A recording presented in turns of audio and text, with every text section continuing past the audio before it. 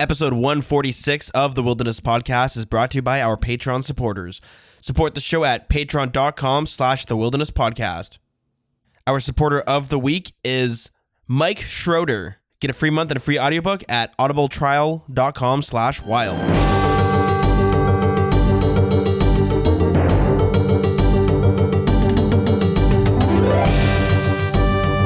Welcome to episode 146 of the Wilderness Podcast. I'm your host, Dills, and with me, as always, is Mr. Magpie. What's good? So, we've got a lot to talk about.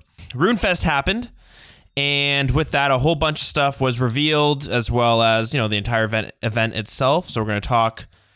We'll keep the reveals. If you're not aware, we'll talk about the whole reveals when we get there. But besides that, we have a Bounty Hunter rework beta going on right now.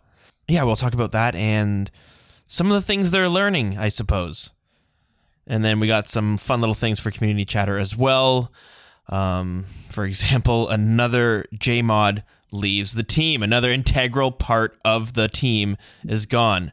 So we'll reveal that in a bit. Oh, yeah. Magpie, what have you done? It's been a few weeks. Yeah, it's been a while. So biggest thing is I went down to LA for a work trip. I think we talked about it briefly, but the big city. Yeah, just a couple days, like not even 48 hours, I don't think, but it was like crazy. Like in terms of the very little I saw and the kind of culture. Los Angeles, for some reason, when people say good vibes and you think it's just some like Californian BS talk, but like you get off the plane or you like get out the car and it's like something in the air that just makes you relax. You like look at people in like $4,000 loafers walking their like boutique dogs and you're like, damn, this really is LA. And then you realize there's not a homeless person in sight until you like round the corner and there they are, like as usual. But anyway, So you do get good vibes in LA. Yeah, it was like I stayed in downtown LA. It's not the first time I've been to Southern California or even to Los Angeles, like in terms of the metropolitan area, but it's the first time I was ever like, properly downtown. And is it like I kind of picture New York, and when I picture New York, it's from what I see on TV. Is it as crazy as like movies and stuff depicts it as? I would say, yeah. I would honestly say like there's a good bit of that. Like while I was there, my first night I like crashed pretty early, but the people we were staying with, they were like walking back late at night and they saw a car chase and a car like flip over, which is not your daily thing. But like they got it on video, and people were just walking by like nothing happened.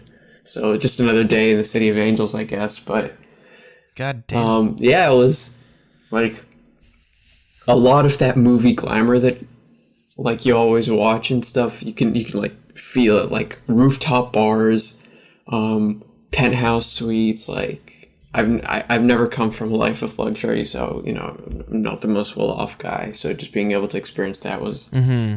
Like really mind-blowing. I was like, wow, people actually live this way. Just like Ubers everywhere. Like, oh, we need to... Do you think you could live that way? That is actually my dream, like, location, Los Angeles. Oh, yeah? Since I was a kid, yeah. Just like, I've always been like a big city kind of guy, so I'd like to think I wouldn't be that stuck up, but...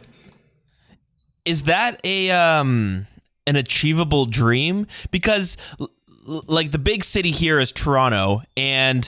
The rent and the prices of housing is absolutely fucked. Yeah. So for most people, they're not going to get anywhere close to Toronto, and they have like a 2-hour commute in. Yeah. Is LA similar, or is there actually like affordable housing? Oh yeah, no, 100%. Like California housing is just as bad as Toronto, if not worse. Like San Francisco is the most expensive place to live, I think, in North America, and then Los Angeles and New York are like very close. So believe me, it was like not cheap, because I looked up we stayed in an Airbnb, and I looked up the rent for the Airbnb afterwards, like the apartments that we stayed at, and like at least $3,000 for like a 1-bedroom, 1-bathroom with like 600 square feet or something, which is ridiculous. Like how? Yeah, it's crazy. How do you even afford that? You need to be making like $200,000 a year to to sustain that living. But my girlfriend was living downtown Toronto, and she had a bachelor, and it was like 1,600. I can't remember exactly. Yeah. I can't remember exactly, but it was literally like her kitchen. It was one room, and it was the kitchen, bedroom, and living room all put together. But it was like she had a pull-out couch because she wanted to also have a living room. yeah. So she was sleeping on the pull-out couch, and I was like, and then you're sleeping with your head against the fridge, and I was like, this is fucked. Yeah, that's crazy. And especially like the location is so big. Like you can have apartments in Toronto and those like big metro cities, Chicago's another one, I guess Dallas maybe, even though I've never been to those cities. But depending on the location, like I guess like, I mean, in downtown Toronto, if you were living like a block away from the Air Canada Centre or something, like it would be really pricey. Like these are people who like shop at Whole Foods and buy nothing but 100% organic, like cage-free lettuce or whatever it is that's cage-free nowadays. Hell yeah. Grain-fed. Hell yeah. Grain-fed lettuce. No, grass-fed. Grain-fed's not good. Oh yeah, that is true. Grass-fed lettuce. But other than that, I also went to my first ever open mic night. I did my first like stand-up set last week. No shit. How'd that go? Yeah, it wasn't that bad. It was really tough. Like I thought I had no material, and I just like hopped out, and I was like, yeah, screw it. I'm just gonna do my thing. And what's the deal with L.A.? was it in L.A. or was it when you got back? No, it was before I left, and I was just like, I said some story about my first experiences with California and stuff, and it would have been pretty funny. Like, you guys play RuneScape, so what's the deal with them PKers? Am I right? That would have gone over well, but you just hear like a back. Oh shit. No, it was really nice. It was a small comedy club. It's designed for people just getting into the comedy scene. So I met a couple people, met a chick and her friends, and hit it off with her. So she kept like giving me dates and times of other open mic nights. There's one tonight. I'm not sure if I'm going or not, honestly, but True. We'll see how it goes. My friend is gonna go up for the first time because he saw me, and then he was like, you know what, you gave me the courage, I'm gonna go up. But with no material, like, I thought I could improvise and just say a story that I've told people like countless times when making small talk, and it's always gotten good laughs. But when you're up there like on stage with people looking at you, and like you said, you just have the weird coughs in the background, it really gets to you. Like, I was tripping over my words. I was missing the punchlines. My friend was like, you just went up there and told a story. I was like, yeah, shit, I did, didn't I? Like, didn't even crack any jokes. So, do you find the open mic community to be pretty like welcoming and like, I don't know, like wholesome, almost encouraging? I guess might be the better word. I mean, I don't know what it's like in other cities. Maybe it's more cutthroat in like big comedy cities where everyone's trying to get out for themselves. But here, it's like really. It's really insular, so there's like 4 or 5 different open mic nights a week at different bars or comedy clubs, and then the same people are always there for each one. They're just like all like after work, honing their craft. I mean, I went to one a couple nights ago with that chick and her group of friends, and it was like I saw the exact same people, and they were performing to a bar with 2 people for an audience, and it was just a chance for them to like practice their material. And it's like, it's nice because everyone's like really welcoming, and people are more than happy to give each other pointers and stuff. So it's really nice to see. Like, and one of them actually apparently was on Jimmy Fallon, who would do stand up as an opening act in New York for Jimmy Fallon and stuff. But oh shit, I would argue that doing open mic nights for like an amateur experience is probably a better career move than opening for Jimmy Fallon, because I don't like him too much. No. But it's all good. I don't really not a big fan of many of those like late night talk shows. Yeah.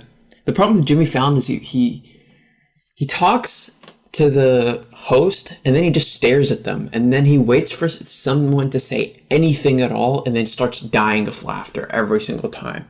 Yeah. And it's really manufactured. I'm not a huge fan of his comedy in general. I know some people who really like him, so I'm not going to be like, oh, he's not funny. Some people find him hilarious. But yeah, never been like a huge fan. Even Stephen Colbert, I've never been like all those late night talks, nothing really. Nobody really does it for me. I like Conan; he's okay, but yeah, I'm a Kimmel kind of guy. I like Jimmy Kimmel, but anyway, he seems okay. That's pretty much my week. Like I haven't been able to hop on the whole time I was at my work conference, so I did basically nothing. I think I broke my dry streak actually, in game. Oh shit! Still not in real life. No, I'm just kidding. Oh, but damn. we'll never not crack that joke. Yeah, I got like ancestral row bottoms and a 4-man. Hey. And then Cool. Yeah, that's pretty much it. Actually, shit, I'm pretty dry still. But anyway, that has been it for me. So how about yourself? I know it was Thanksgiving over there, so did you do anything special? Just dinner with the family, which is fun. It's it's dinner with the family. Sweet. What have I done though? Let's see. Like I've been playing a bunch of RuneScape, but a lot of it's been AFK because I've been having to like just do a bunch of schoolwork and shit, and getting things ready for the school year. Getting ready for because this is the last year, right? So we're kind of really getting like kind of major assignments this year. Yeah. Sort of. Yeah. As for RuneScape, I've just been doing like a lot of AFK stuff, doing the odd like Slayer and the odd boss run, and then some farm runs and stuff, but nothing that's worth mentioning, I don't think. Yeah, it's a make or break year kind of thing. Yeah. Trying to think, but well, anyways, we got a ton to talk about, so I think it might be worth just kind of hopping into. What do you think? Yeah, let's do it up. All right, so the biggest news of them all, and it's what we'll start off with, is the Runefest event itself. This was a two-part event, and they had a bunch of kind of activities going on. They had two different streams going throughout the weekend, and they shared a bunch of cool stuff. And we also had, as we've been teasing, Zyras was live on location, who was I was streaming the whole event, so we're kind of watching it as things are going on. And Zyras was kind of hopping in call every now and then to tell us what was going on and what he could see. And it was pretty cool. Hell yeah. So we had Zyras who went to a charity event before the whole thing even started. So it was pretty cool that they were selling like a bunch of RuneScape weapons and armors and stuff that you could buy. Kind of just like what do you call it? Oh, just not... Like a fundraiser? Set pieces.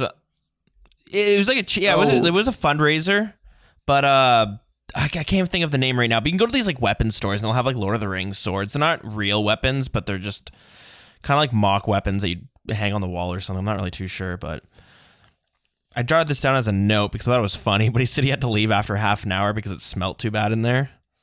Wow, that's that's ironic. Yeah, that's kind of funny. Yeah, and then Runefest opened on Friday. They had a live band started off, and they were just playing like random orchestra pieces, I believe. I can't really remember, but then they had like, oh god, I wish I wrote better notes. That's all good. They had this like, I think it was a two-person team, and they developed this like web game called Wi-Fi Wars, where you could connect to the Wi-Fi.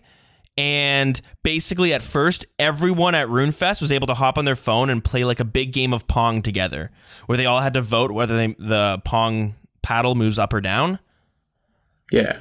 And they had stuff like that with like Tetris. And then eventually, they opened it up for like the whole world. Like everyone watching Runefest was able to tune in. Like I was at home and I was able to play as well. So that was pretty neat. And then when they actually opened with some of the events itself, they had Presleek, who does a bunch of these comics. She did sort of animated an opening intro, I guess, of the event starting. Yeah. On Friday, the only thing they really did was the Golden Gnomes. The Golden Gnomes. Yeah, the Golden Gnome Awards. Yeah, so the first awards they did were the Art Awards. And the first category was Best New RuneScape Artist. And the nominees were Brassica Prime, Willowway, Grommy Art, and Encoro. And the winner was Grommy Art. Next was Best New Old School RuneScape Artist. And out of those, it was Seventh Sleeper, Lazy Slav, Ayunka, and Veritu. And the winner was Seventh Sleeper. The next category was Best Artistic Creation. And the nominees were Thank You for Your Service, Mod Matt K by Zahar, Grommy Art, and Seventh Sleeper. Corbicula Sculpture by Mage Nixie. Fishing at Barb Village by Club Peter. And Grand Exchange Sculpture by Clay Capes. And the winner was Thank You for Your Service, Mod Matt K by Zahar, Grommy Art, and Seventh Sleeper. And last of the art award. Yeah, that was that one had some sentimental value, some emotional attachment to it. Yeah. The last of the art awards was Best Artist. And the 4 nominees were Plushy Tum, Zahar, Dagna, and God of Onion. And the winner was Dagna for that one. Next, we're moving on to streaming awards. So the first category is Best New RuneScape Streamer. And the nominees were Dylan Lagoon, Fox Tickles, Loadfix, and RS Nate. And the winner was RS Nate. Next, we have Best New Old School RuneScape Streamer. Nominees were Aiza, It's Will RS, Roydy, and Exactor S. And the winner of that one was Roydy. The next we have is Best RuneScape Streamer. Nominees were I Trolled You, the RS Guy, Wazi, and Makeru, and the winner was the RS Guy. And lastly, of the streaming awards was Best Old School RuneScape Streamer. The nominees were SparkMac, Mr. Mammal, Foe, and Sick Nerd. And the winner was SparkMac. And finally, it is the Video Awards. So the first category is Best New RuneScape Video Maker. The 4 nominees were Dark World Order, Elium, Silenced, and RS Galaxy Shark. The winner was Dark World Order. Next was Best New Old School RuneScape Video Maker. And the nominees were Jimmy, Lil Smokey, Only Trails, but I think it's Trials, right? No, it's only Trails. It was Trials in the post. It was actually only Trails. It's Clue Scrolls, Treasure Trails only. Word, got you. Okay, Yeah. cool. And Tedious. And the winner was Jimmy. Next is Best RuneScape Video Maker. The 4 nominees were Makeru, Protox Gaming, RS Will Miss It, and Tonix RS. And the winner was Makeru. Next was Best Old School RuneScape Video Maker. The 4 nominees were Rendy, Settled, Lynx Ocarina and Rarg, and Eevescape. And the winner, of course, was Settled. Yeah. The next was RuneScape Video of the Year. RuneScape Historical Timeline 1998 to 2018 by RS Will Miss It. A lot has changed. RuneScape 3 Series, Episode 1 by Dark World Order. RuneScape Telos Anime Opening by Carol Chan. And When RuneScape Players Go Farming IRL by The Real Scapers. And the winner was RuneScape Historical Timeline 1998 to 2018 by RS Will Miss It. And finally, OSRS Video of the Year. The 4 nominees were $1,000 OSRS Battle Royale by Eevescape, I Locked My Ultimate Iron Man Account in Mauritania by Settled, The 18 Combat Fire Cape Journey by Rendy, and Swampaletics Exposed by Lil Smokey. And the winner was Swampaletics Exposed by Lil Smokey. So there we have it. And then they also had a final Golden Gnome they gave out, which was Community Champion of the Year, which was Pres League. And they say here, this award celebrates people who have done something truly extraordinary for the RuneScape and old school RuneScape community. This year is no exception. Presleek is primarily known for her artistic prowess, but she's winning a golden gnome for something much more significant. Using the power of her craft to bring the community together across both RuneScape and old school, she has provided happiness, humor, and positivity via her self-proclaimed silly little comics for many years, but her efforts are so much more than that. Presleek has contributed her work to charity initiatives that have raised huge amounts for amazing causes, and she helps give confidence to countless budding artists via collaboration, starting an artist's Discord server, and providing support and encouragement to anyone wanting guidance on their art. Presleek how do you say that word? Eptomizes. Is that how you pronounce that? Epitomizes. Presleek epitomizes everything that is great about our communities: selflessness, creativity, and the spreading of joy. A big congratulations to all the winners. And yeah, that was it. So yeah, congrats to everyone. It was a pretty competitive year. It was a hot year for Golden Gnomes. Oh yeah. Most heartwarming, most wholesome moment was definitely the Presleek gift, because they like panned the camera to her walking off the stage, and could just see like all the artistic community, all her friends around her, and it was honestly a very heartwarming moment. Yeah, I noticed that with Dagna as well. When they both got off, they were like just overwhelmed with emotion, and people were like just embracing them. It was very wholesome. Well, the Golden Gnomes were the only thing that really happened on the Friday. But the following day, it kicked off again with a bunch of different events. So it started off with the Great Gillenorian Cook-Off. Were you able to watch this one? No, actually, that was so annoying, because that was the one I really wanted to watch, and it was so early that I missed it. I woke up and I was like, damn it. It's the only one that I couldn't wake up early for it. I just sprayed myself in the face with laptop cleaner. Sorry. Yeah, that one was really early for you. That was like 3 a.m., wasn't it? Yeah. Do you ever do something and you're just like, I don't really know what I expect? Like, I remember when I was a kid, there's a fan and it didn't have a guard going, and I like stuck my finger in it just to see. I don't know. I don't know why. Cut your finger off? I didn't cut it off, but it just like kind of nicked it a bit, and I was like, oh, that hurt. And I'm not really sure what I was hoping to accomplish. Yeah. I mean, just have one of those moments. I was trying to like dress nice to go out, and you know they say like you need to not over apply cologne. You shouldn't like spray it on you. You should like spray it in the air and walk into it and turn around and stuff. Oh God, I never heard that. I wish someone told me that earlier. Yeah, so that's how you like get a nice even coating of cologne all over without like reeking of the stuff. So I did that, and I tried to spray it, but there was no spray coming out, and I think like because the spray mechanism was jammed, so I just kept pressing it and it wouldn't come out. And then I pointed it right in my face, and it decided to actually go off, so I just sprayed my entire face with the stuff. And then that's when I realized that I should never own a gun in my life.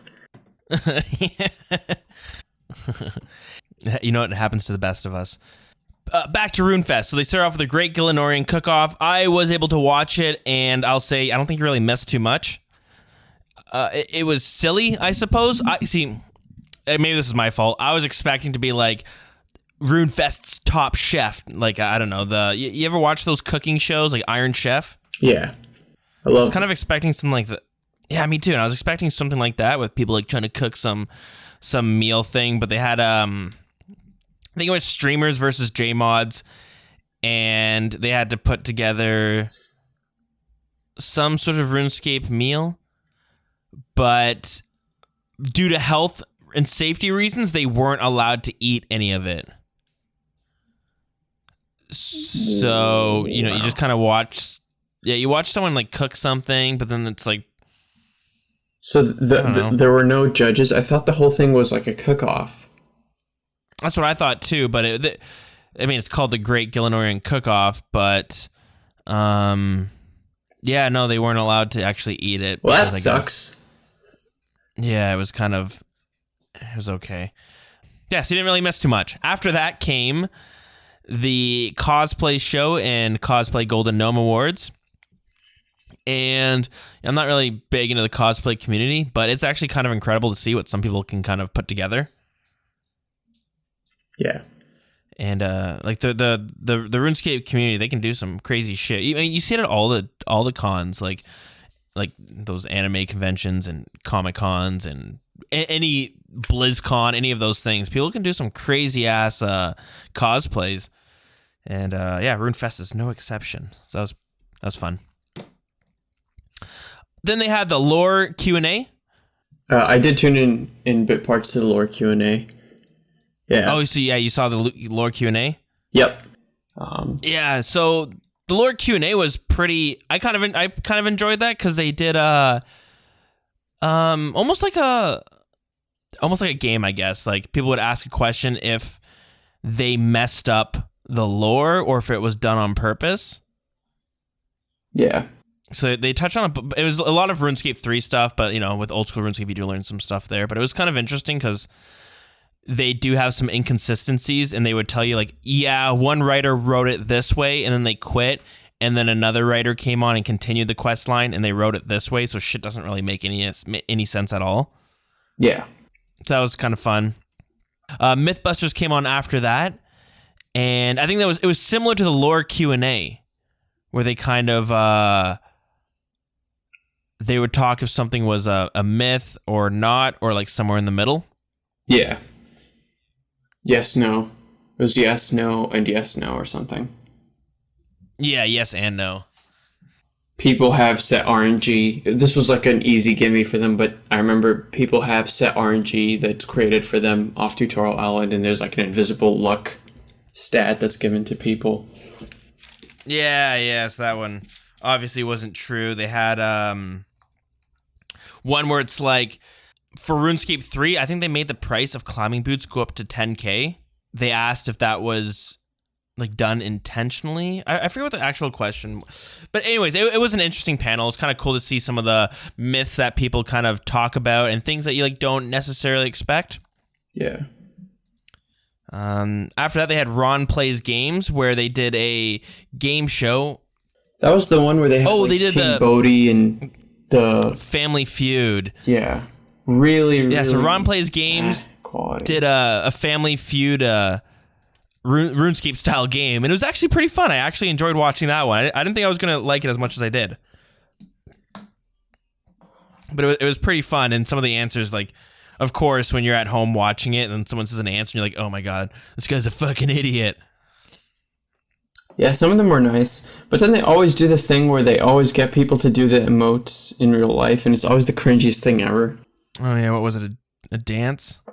Yeah, they had like Bodhi do the dance or the jig or something, and I had to like look away because that was too cringy. And before we do move on, I mentioned Zyras was on the grounds at Runefest, giving us some live coverage during the stream. But one thing he did that was pretty cool was he got a quick little interview with Mod Ash. So I'm going to play this for you here. And he also mentions the winner, because he did a little contest on who had the oldest account. No one really... Zyras had older... and Zyras' account was older than the rest of them, so we got Mod Ash to choose randomly. So we'll see who the winner is from that. But here's Mod Ash and Zyras at Runefest. So I'm here with the Wilderness Podcast, which is the old school RuneScape podcast. So I just wanted to ask you a couple of questions. Firstly, is there anything at all that you could tell us before the announcements tonight? No. I'm afraid if I start trying to think of things I can say, things I can't say, it either leaks what is or confirms what isn't, and I think that's just a risk that is slightly pointless under an hour before the talk. Yep. So I'm very sorry. I do like talking about it, but I think this is probably the one time when I really shouldn't. Okay, totally understand. But what would you have liked the answer to be, perhaps? I would have liked maybe a Raid 3 announcement, possibly. I can't even judge anything by the look on your face. I do have one of those faces, and your podcast must be loving it. Alright, okay, just a couple more. So, out of your whole time at Jagex, what do you think would be one of the biggest highlights in your career? In terms of work as a content developer, that would be writing the love story quest, which I pitched and wrote and implemented with help from mod John A, who guided me on some of the story refinement, telling me what was stupid and was, well, he didn't call it that, but telling me what wasn't going to work or what wasn't going to feel right, and turning it into the story that we now know, rather than one where you actually kill the woman. And I also got to write the music for it and a fair bit of input onto the mapping of it. It felt like I really made something there, especially as players generally loved it. In terms of not work as a content developer, which is a little bit more challenging sometimes, I'm going to cite the community engagement I had to do after the Pride event of 2017. Now, that was not well received by many players. Some felt it should be polled, others felt that the cause was utterly obscene and they didn't want anything to do with that at all. And many expressed themselves by sending utterly appalling personal abuse to my colleagues and friends. Now, I'm okay with people being upset about things being done to the computer game, and we apologise for the way it was communicated and for not polling it. However, for those who wish to express themselves in just vile homophobic abuse, I have no use for them whatsoever, either as customers or indeed as people. Absolutely. Anyway, so after that particular kerfuffle kicked off, putting it politely, the then head of community management, no longer working for us, I'm afraid, nice chap though. Anyway, he came to my desk, slightly out of the blue, and said, given what's going on, Ash, would you do a live stream personally to show the players that it isn't just a couple of individual staff pushing their personal agenda on the game, but this is us, Jagex, the studio, and the old school team who are behind this cause. And I was honoured to do that.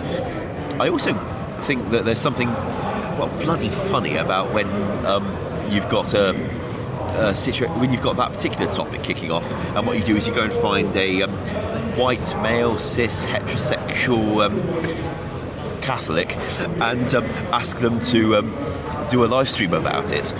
But it's one of the proudest things I've done that didn't involve content development. That's maybe a longer answer than you were looking for, sorry. No, that's absolutely perfect. So one last quick question. What's your favourite tea? Yorkshire. I've evolved a bit and moved away from the Earl Grey in recent months. Okay, good choice either way. And one last very quick thing. So we've been running a competition on the podcast to win a bond, basically whoever's got the oldest account. So unfortunately, I am the one in the Discord with the oldest account. So I was hoping you would be able to pick any random name out of those, and they will be the winner of the bond.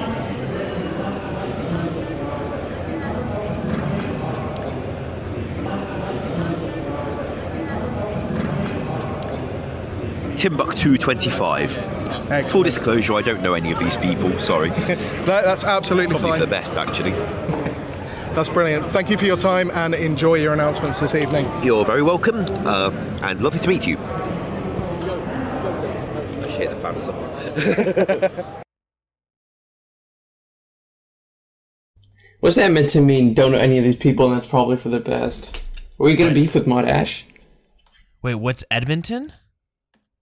He said, I don't know any of these people and that's probably for the best. Oh. Goddamn Mod Ash. Mod Ash now? Yeah. Just throwing shade, no. man. In all honesty, like what he said about, giving the speech, I thought it was really eloquent.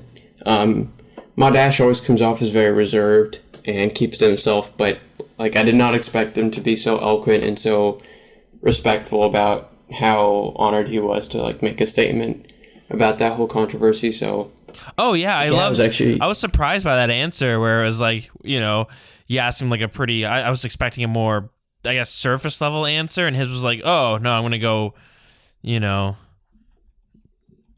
going really in depth about, especially kind of a dark time, right? Yeah, exactly. But I thought it was really cool. So shout out to Zyrus for getting that interview, and shout out to Timbuktu for winning that bond.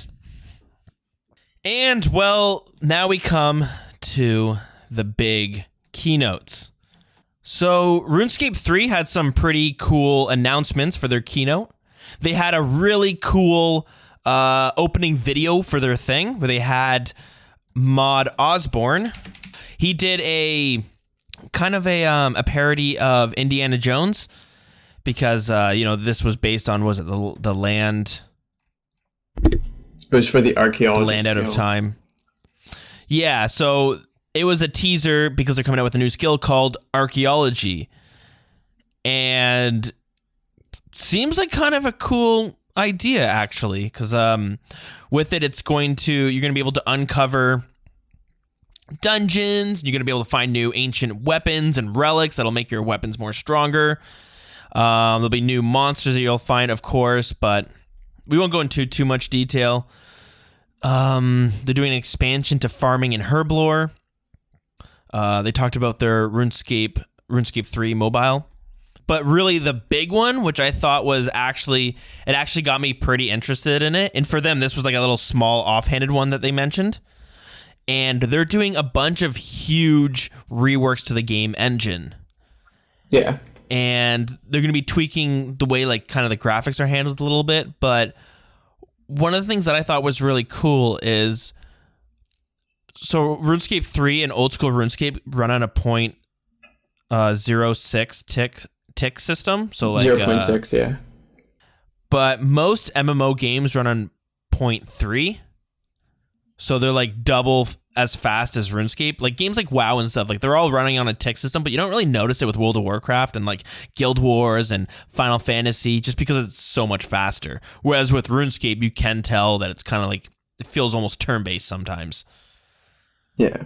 So with RuneScape 3, they're going to be changing the engine to be on a 0.3 tick system to make the game more smoother and to have no delay when you click on something.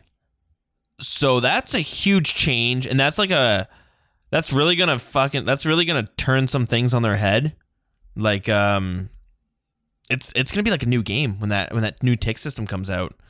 Yeah, and it's worth mentioning that they said this is not coming out for sure. They're testing it. It might turn out to be that they can't implement these things, but there were some really cool things that they demoed. Yeah, they were showing the way that they would do an attack, and it would just like attack one monster, click on the next, and the dude would do it so quickly, right? Yeah. So that got me actually kind of interested. I'm like, shit, I think I'm gonna want to try that out when that comes out, because that's sometimes I feel like I know that's a huge part of old school RuneScape, and you couldn't, like, if you changed it to a 0.3, that would really screw things up. But sometimes I can feel the limitations that a 0.6 tick system has on the game. Yeah, I don't know. How would you feel if old school RuneScape had the idea of that being pitched, a 0.3 tick system? Just gonna hop in and say what I think would be a good thing for them to do.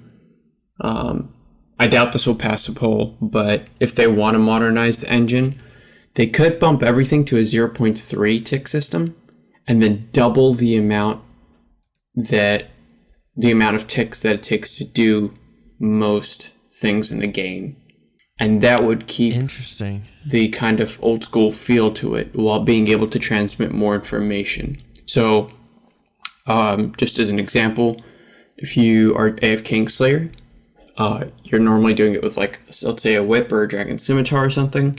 You are attacking with a 4-tick weapon, which means every 2.4 seconds your character swings their weapon.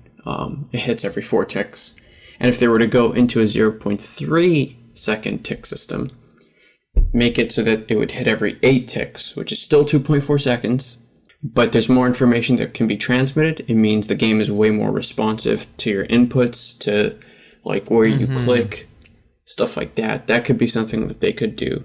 And then that could help with like animation smoothing if they want to put that in. Just little things like that, where that way you don't even change any experience rates, because skilling also works on a similar tick system, even though it's pretty complicated.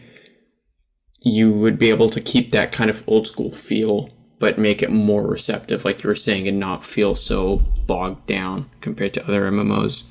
Yeah, because there are some weird things, especially like I'll be doing Hydra, and you know the red phase where he shoots the fire out. Yeah, that's a really good example. Yeah, when you step on it, you get stunned for a real quick second, but you also take 5 damage every couple ticks or something. But there's often where I'm like, the fire's like chasing me and I'm clicking to move, and I'll click on a square and there's like a weird delay, but he takes a weird path and he'll walk on the fire, and it always frustrates me so much because it only happens. I don't know. It's just frustrating. Yeah, I feel it. And that's where I notice like shit feels so clunky sometimes, and you're like fighting against the engine. But yeah, so that's something that I thought was pretty cool, and it piqued my interest to check it out a bit. But as you said, they don't know for sure if they're gonna actually bring this into the game, and it is that's a pretty big move. But without further ado, we should move on to the old school RuneScape keynote, what everyone was looking forward to this year. We're going to play some of the clips from the old school RuneScape reveals. So if you already heard them, you'll have to sit through or skip ahead a few minutes. But we do get dev blogs with, I would say, most of these. So we'll be talking about the dev blogs as soon as the clip is over. So the first things first, we're going to kick it off with Mod Kieran's announcement. All right, so that was how they started off the old school RuneScape keynote. Let's hit you straight away with Sins of the Father. Sins of the Father is a new master level quest in the Mayaki series. It's another quest written by Moded. In the previous quest, A Taste of Hope, things started to look up for the Mayaki with the defeat of Ranis Drakan. But that hope may not last. For in Sins of the Father, you're going to have to come face to face with Lord Drakan himself. If you somehow win that battle, you're going to unlock access to the vampire capital of Darkmire. That's another unfinished part of the map getting completed. You can expect a whole ton of content in Darkmire to get your teeth stuck into. I'm not going to reveal everything right now, but one point of note is the Hallowed Sepulchre. Can you loot this crypt before the time limit strikes? The Hallowed Sepulchre is a new skilling activity for the agility skill. Who's tired of doing lap after lap after lap to train agility? We're aiming for this to be a much more engaging way to train the skill. You're going to be dodging fireballs, maneuvering around traps, trying to get as deep into this crypt as possible, all against the clock. If you do well, you might just come away with enough hallowed marks to finally purchase your own set of Dark Graceful. I know we've all been waiting for that one for a while. That's just a small insight into Sins of the Father and Darkmire, but that's not the only thing going on in Mauritania next year. Far to the east lies an island called Ashihama, home to a group of sirens. For a long time now, there have been no pleasant dreams on this isle, only nightmares. One of the sirens, named Schroder, has decided that enough is enough. She's decided to get the strongest siren warriors together to take the fight back against this being. They drove into its lair, and you know what? They successfully managed to drive it out. But unfortunately, it simply fled west, over the ocean towards Mauritania, to the town we know as Sleep. There, the residents are unfortunately suffering from something known as the sleeper plague. Many of them are unable to wake up. What a feast for a being that devours dreams and warps them into nightmares. Schroder decided to creatively name this being the Nightmare of Ashihama. With so many dreams to feast on, the nightmare grew stronger and stronger, and Schroder can no longer deal with it alone. Schroder needs you to go into the Sisterhood Sanctuary and destroy the nightmare once and for all. The Nightmare is a brand new group boss coming to Old School RuneScape next year. The Nightmare is a much more conventional group boss. You'll fight it much more like how you fight the corporeal beast. You'll have to form your team enter into the Sisterhood Sanctuary beneath the Town of Sleep, where it resides. You'll have to deal with the nightmare's illusionary-based mechanics. But be careful of just how warped your reality might become. And for all those who enter the lair, not everyone returns. But for those who are successful, you can expect to be rewarded handsomely. And that's where you, the community, come in. Just like with Chambers of Xeric and Theatre of Blood in the past, we want your suggestions for what rewards the nightmare can bring. And as I mentioned, it's a much more conventional boss in that you can form teams of virtually any size. You can mass it if you want, but just hope that you are the lucky person to walk away with those big boy rewards that you come up with. So there we have it. That's a ton of content coming to Mauritania next year. We've got a new quest, Sins of the Father. If you beat that quest, you'll get access to the vampire city of Darkmire, in which you can play the Hallowed Sepulchre, a new agility training method. And of course, we have the new group boss, the Nightmare of Ashihama. This changes everything. So yeah, we have a dev blog to go with it. Magpie, do you want to give us the rundown of what we can expect from the teaser they gave of this Mauritania expansion? Let's do it up. So the dev blog basically goes over what Kieran said, but it also expands on some of the things that he was mentioning. So the new quest, Sins of the Father, it goes, in a taste of hope, things started to look up for the Myrique with the defeat of Ferranus Dracan, but that optimism may not last. And like Kieran said, if you survive, you will unlock access to Darkmire. The requirements are a taste of hope and Vampire Slayer for some reason. You'd think that Vampire Slayer would be a requirement to an earlier quest in that series, but guess not. I do think the vampire from Vampire Slayer, he's like related to Lord Draken. Yeah, maybe. Get some of that lore. Yeah, and they're just divided by the River Salve, and like they can't cross it, so they just like stayed away. Yeah. That would make sense, but the skill requirements are fairly mid-level. 62 woodcutting, 60 fletching, 56 crafting, 52 agility, 50 attack, 50 slayer, and 49 magic. And the rewards are 2 quest points, access to Darkmire, improved Ivandis Flail, new Dracon's Medallion teleports, which is the amulet that lets you teleport to Theatre of Blood after Taste of Hope, and 3 Tombs of Experience, each giving 15,000 experience, and a skill of your choice. Sick. That's always an easy reward to pass off. Yeah. So the Ivandis Flail, it comes from Taste of Hope.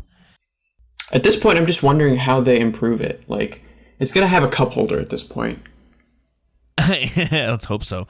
I have a feeling it's just going to be how RuneScape 3 did it, because the Ivandis Flail is already in RuneScape 3. Yeah. So with the Ivandis Flail in RuneScape 3, same idea. You're able to kill the Firewatch with it, and it does like more damage towards them. But in RuneScape 3, for every 50 kills you do, the player the Ivandis Flail gets upgraded and becomes stronger. Yeah. And it reaches a maximum of 500 corpses killed. They use a lot of like RS3 inspired mechanics or like themes, so I wouldn't be surprised if you're actually right on the money with that. Yeah, I could see it coming straight, like, coming straight from RuneScape 3, because we get weapons all the time. We're like, oh, this is an awesome weapon, and then you realize, oh, this isn't new at all. It's straight from RuneScape 3. Yeah. So that's what I think they're going to do to improve the flail.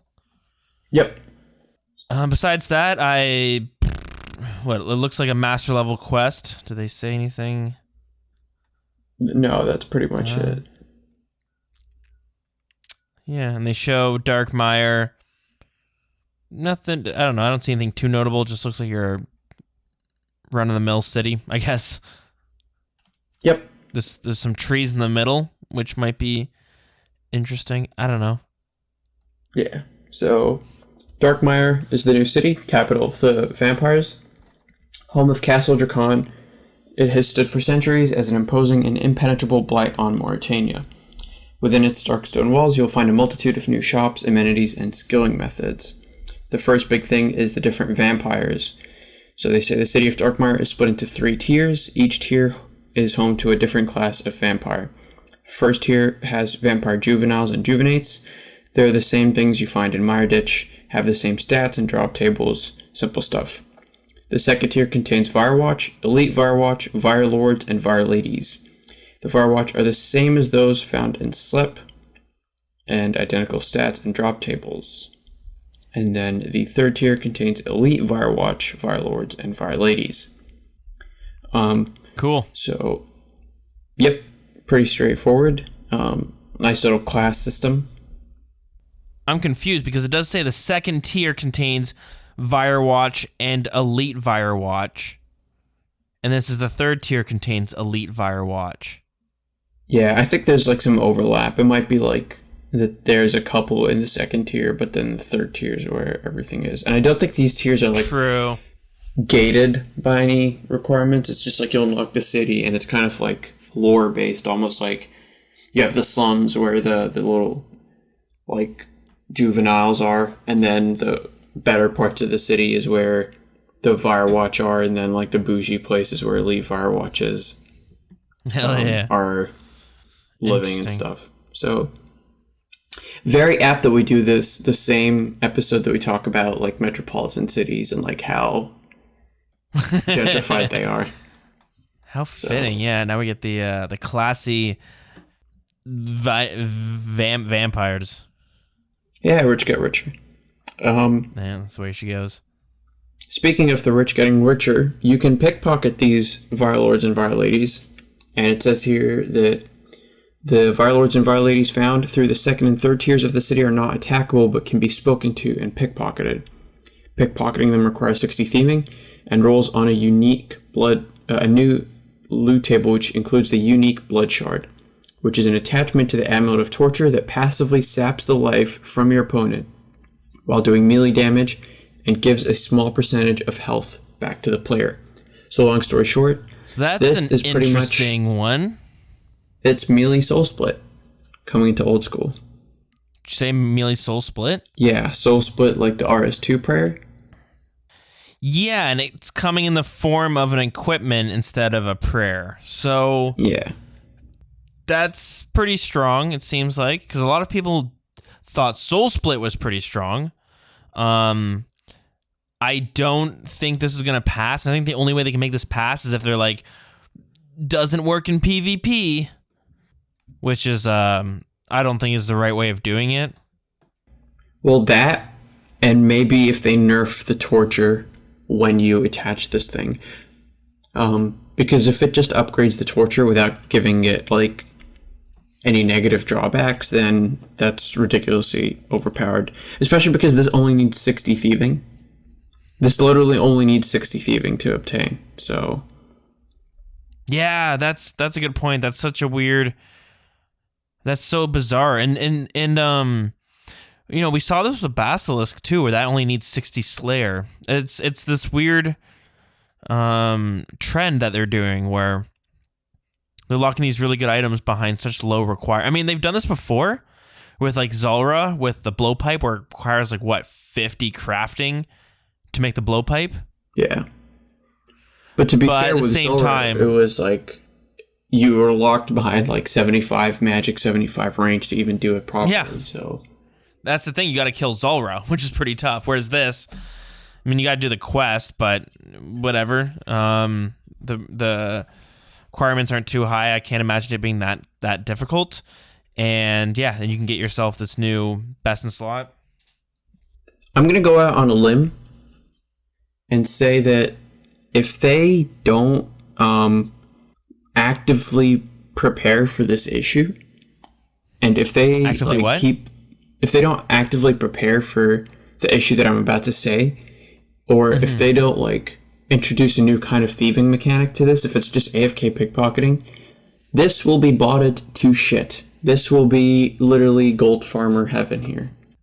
Sure. Like, think about it. This is like a new best in slot amulet for melee that you basically get by AFK thieving. It's like RD Knights probably, unless they introduce a new mechanic or if they have some kind of like danger where if you get caught pickpocketing them, like you have to get into combat with some Firewatch or something.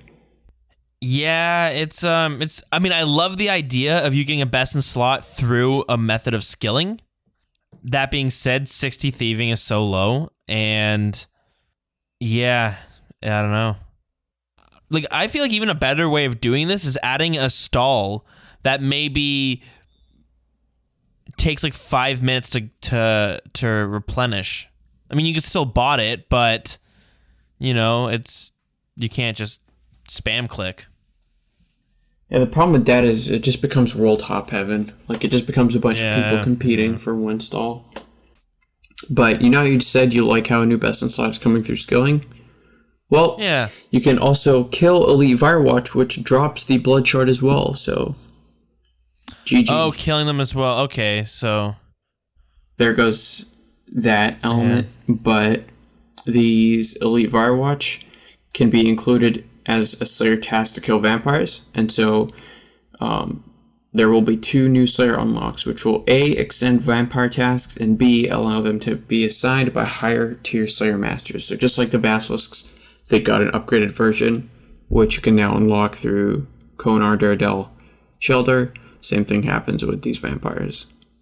From a lore perspective, I guess, I always thought it was weird that you can get elves and Firewatch, like humanoids, as a Slayer task. Since the Slayer skill always seemed like you're learning how to kill different types of monsters. So, you can't kill the thermonuclear smoke devil until you have, 94 Slayer, because you have to learn how to take on that type of monster. But the Firewatch and elves are just like people, right? Yeah. I always thought it was like kind of silly. Whatever. I mean, I guess that's why there's no Slayer level requirement for them. That's, you know what? Okay, that's fair. That's fair. You got me there. Now, do you wish this was just tied to thieving, or like, do you wish there was some uniques that only came from skilling? Or do you like it how you can still get it as a drop from the Firewatch? No, I'm with you on that in terms of like the skilling element definitely needs to be more active. But the problem is, if you make best in slots like skillable, it'll be easier to bot or to gold farm if it's just like basic skilling methods. So what they need to do is have this goes back to our first ramble. They need to have like more engaging ways of interacting with these non-combat skills. So make it so that pickpocketing Elite Firewatch is not just like a right click pickpocket kind of thing. Make it so that there's some kind of engagement that goes on. Maybe you solve puzzles to get to them, or maybe like you have to break into their castle and you have to creep through a bunch of stuff. Not like rat catchers though, because that would suck, but more like there are a bunch of puzzles, like the Barrow's door unlock. You have those kinds of puzzles. And people will always find a way to like game it to be the most efficient way possible, but even that's more of an exciting challenge than to just like mining something. You'll always have bots, because like there's Zulrah bots, so even if it's like, I think no matter what, you'll have a bot if the money's worth it. It just depends on how engaging the content is.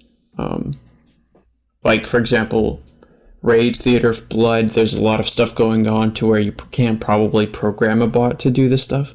I would say Volcano even is like the first step in that direction. Wintertot is like something that set the foundations for that kind of stuff. And Wintertot doesn't really give a best in slot, it just gives like certain niche items like the Tome of Fire. Yeah, so that could always be nice. Anyway though, time for everyone's favorite skill, rune crafting, because that also features in Darkmire. For many years, Darkmire was home to a mysterious power. The presence of this power caused the mineral deposits in the area to change, creating Dayalt and Pure Essence deposits. Within Darkmire's mine, players can mine raw Dayalt if they have at least 75 mining. Only one deposit will be active at a time, and the active deposit can be mined to obtain stackable and untradeable Day-Alt shards that can be converted into untradeable Day-Alt essence with an NPC located in the mine. Day-Alt essence can be used anywhere that pure essence can, provided the player has at least 50 rune crafting. Using Day-Alt essence will give 50% more rune crafting XP than pure essence, and they say note, training rune crafting through this method, including the mining time, will not be better than the time it takes to train it through the traditional methods. So people are gonna probably not like what I'm about to say, but what's the point? I've heard some people say like, well, you get some mining experience and it's an AFK way of doing it. I guess people would do it up until 77, but at 77 rune crafting you have an AFK method anyways. And it's not like you can use this method on top of blood rune crafting to get more experience. So it's just going to be a way to slightly make it more AFK and get mining. But I don't know. I know people are worried about EXP creep, but do you think that it's kind of extreme the way they are so worried to have a little bit better experience rates? You know what would be nice is, first of all, I have to ask them, like, we need Jagex to explain the difference between the Day-Alt shards and the Day-Alt essence, because they say that the Day-Alt shards are untradeable and the Day-Alt essence is untradeable. They say the Day-Alt shards are stackable, and the essence they don't mention anything. If the Day-Alt essence, so I think you would mine the essence, talk to some dude who will convert it into the shards. No. Wait, no. The deposit is mined for the shards, and then it becomes essence. Which my question is, if the essence is stackable, this makes it really easy to do the elite diary requirements for rune crafting. Because the biggest problem with doing those diaries, if you're boosting with rune crafting, say you need like 82 rune crafting for the elite Fremennik diaries, right? It requires you to craft 56 astral runes, which means you need to have a full inventory of astrals. So either you have to boost in the bank and run all the way to the astral altar with 28 essence after spending ages trying to get the boost or not, or you have to bring a bunch of stews with you and have like an alt or a friend ready to trade you a bunch more essence after you drop everything in your inventory so you can get it right next to the altar. But if this is stackable and this lets you use it at any altar, you can have like 56 of these in your inventory maybe, and you just like fill the rest of your inventory up with stews, for example. But my suggestion, to go back to like what you were talking about, is instead of it giving more runecrafting experience, why don't you make it so that it's more of a moneymaker? Why don't you make it so that it gives 50% more runes? So that way you're not getting as much XP per hour, but this becomes really good to train like nature runes or something, because the money becomes really, really good. Because I think the only way to make this appeal is if they can tell you it gains more experience. And I think the way the Day-Alt works is that you would have to have that in combination with the pure essence. So you'd have a stack of Day-Alt essence, so you wouldn't be able to bring 28 rune essence with you because you'd have one stack of Day-Alt essence. So you'd have to bring 27 pure essence, and then you'd have your stack, and that's how you get the 50% more experience. Well, how is it like blood rune crafting, where there's a limit to how much Day-Alt essence you can have on you at a time? That's what they don't say. I would assume not, because I mean, it'd be stupid if they had a limit, because you already have to take the time to mine all of them. Yeah, what is the point of this? I just don't know like what this fulfills, because it's not a better XP per hour, it's not more AFK, it's not more money. Well, it is more AFK, because you would spend the time AFK mining the essence to get the boost and rune crafting. But you would only ever do this up to 77 just so you could AFK it again. So I don't... Yeah, I kind of... It's a weird... I don't know, they're kind of pussyfooting around without like, well, we don't want to make this better, so we'll just make it different. And it's like, well... Is there a problem with it being a little bit better? I don't know. I know some people don't like that. They don't want any XP gains, but I don't know. Fuck. Yeah. At some point, you're gonna be like, okay, enough's enough. Just give us like an extra 5K experience per hour or some shit. I don't know. It's not really adding too much in the game, so we're just going to put a big question mark on it. There's not much we can discuss other than the fact that we have no idea what this achieves. So we're just going to wait on Jagex, I feel like, to give us more information. Hallowed Sepulchre. So this was the big draw of the city. Before the vampires came to Mauritania, the region was known as Hallowvale and was ruled over by the Icen queen Eferite Hallow. Eferite ruled the region from the capital city in the southeast, a city which later became the two cities of Darkmire and Mireditch once the vampires took over. With the exception of the royal family, who had their own private graveyard, most citizens of Hallowvale were buried in a great crypt known as the Hallowed Sepulchre. To protect the sepulchre from grave robbers, it was built with various traps and other defense mechanisms. However, that hasn't stopped some from trying to raid the crypt. A group of unknown individuals are particularly interested in recovering any of Hallowvale's old currency, hallowed marks from the sepulchre. To help them with this, they are willing to reward anyone who obtains some of these hallowed marks for them. Once a player enters the sepulchre, they will be given a limited amount of time to raid the crypt. The crypt will be filled with tombs that players can search to steal items from. Items will be randomly chosen from a new loot table with a rare chance of obtaining a hallowed mark. Players will also earn agility experience for avoiding the various traps in the area, as well as gaining a bonus amount of experience whenever a tomb is looted. The sepulchre is made of 5 levels, each requiring a higher agility level to access, and similar to Pyramid Plunder, players access the next level via the previous one. The requirements go up by 10, just like Pyramid Plunder, so level 1 is 52 agility, level 2 is 62, level 3 is 72, level 4 is 82, and level 5 is 91. No, I'm just kidding, it's 92 as well. But why can the blood shard come from this? Yeah, that's what, I'm even when they announced it, I was like, the Black Graceful is kind of a meme on the subreddit. People really want it, but I don't think it warrants itself a reveal at Runefest, because that's such a lame. It got like this. Sadly, the Black Graceful was the thing that got the biggest reception in Runefest. That's how dire this year was. For me, I find that so disappointing though, because it's just like, oh, it's a recolor. This isn't anything new. Yeah. Your thing looks different. Someone could make a Runefest or a RuneLite plugin to do this for you. But it does nothing different. And even this, the hollowed sepulcher. So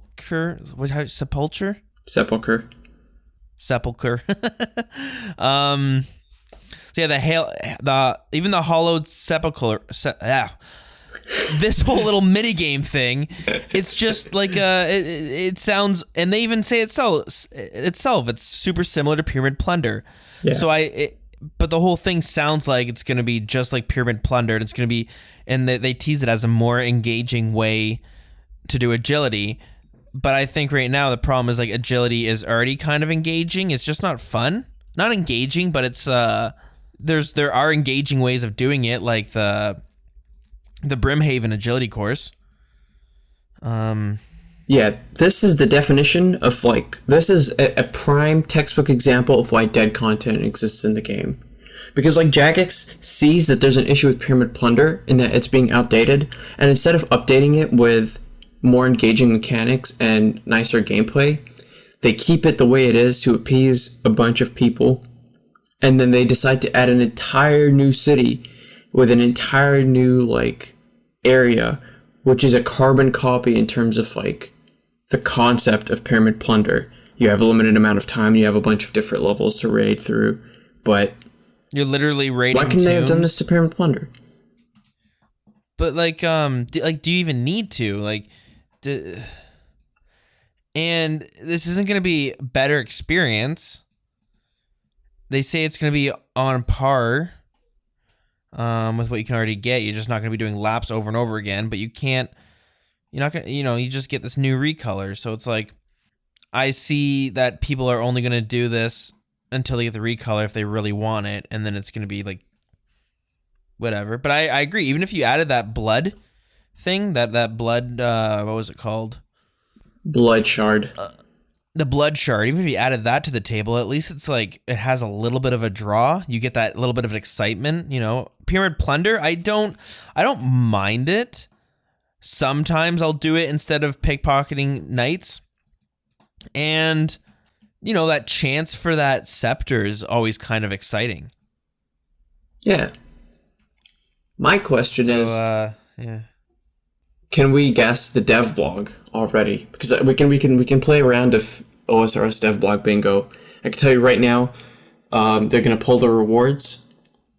Blah blah blah. There's gonna be some kind of box of alkables or some kind of rewards that they pull. There's gonna be some kind of tradable or untradeable scroll, either that is used to imbue some obscure PvP weapon, or that's a teleport. There's gonna be the graceful recolor. And most likely there's going to be another cosmetic outfit somewhere that's going to be based on you think so? Or it's going to be like just a Char ornament kit or something. Coming from this actual hollowed sepulcher. I don't think like they will pass. I'm assuming that's what the dev blog is going to be. True. See, I'm almost expecting. I hope that's kind of the dev blog, because I think the other option is that it's going to be just like Pyramid Plunder. You're going to raid it and get these like fucking little artifacts that are you can trade them in or alch them for money. They're not going to be worth a whole lot, but they're there. And then the only other thing is the hollowed recolor. Yeah. But anyway. You know, I'm totally for a new way to train agility. This just doesn't seem, unless it gives better experience rates, but I don't think it will. I think it's going to be the exact same experience rates or even less than what we already have. And it's going to make me question, like, what the fuck's the point? Yeah. Maybe also they're going to have like the ability to use the marks, just like marks of grace are used for Emily's crystals. Maybe you can make super stamina potions or some game-breaking thing where it's like stamina potion, but also always heals. It like restores your run energy to 100 or something. Anyway, sure, yeah. Nightmare of Ashihama. This is the big one. Far to the east.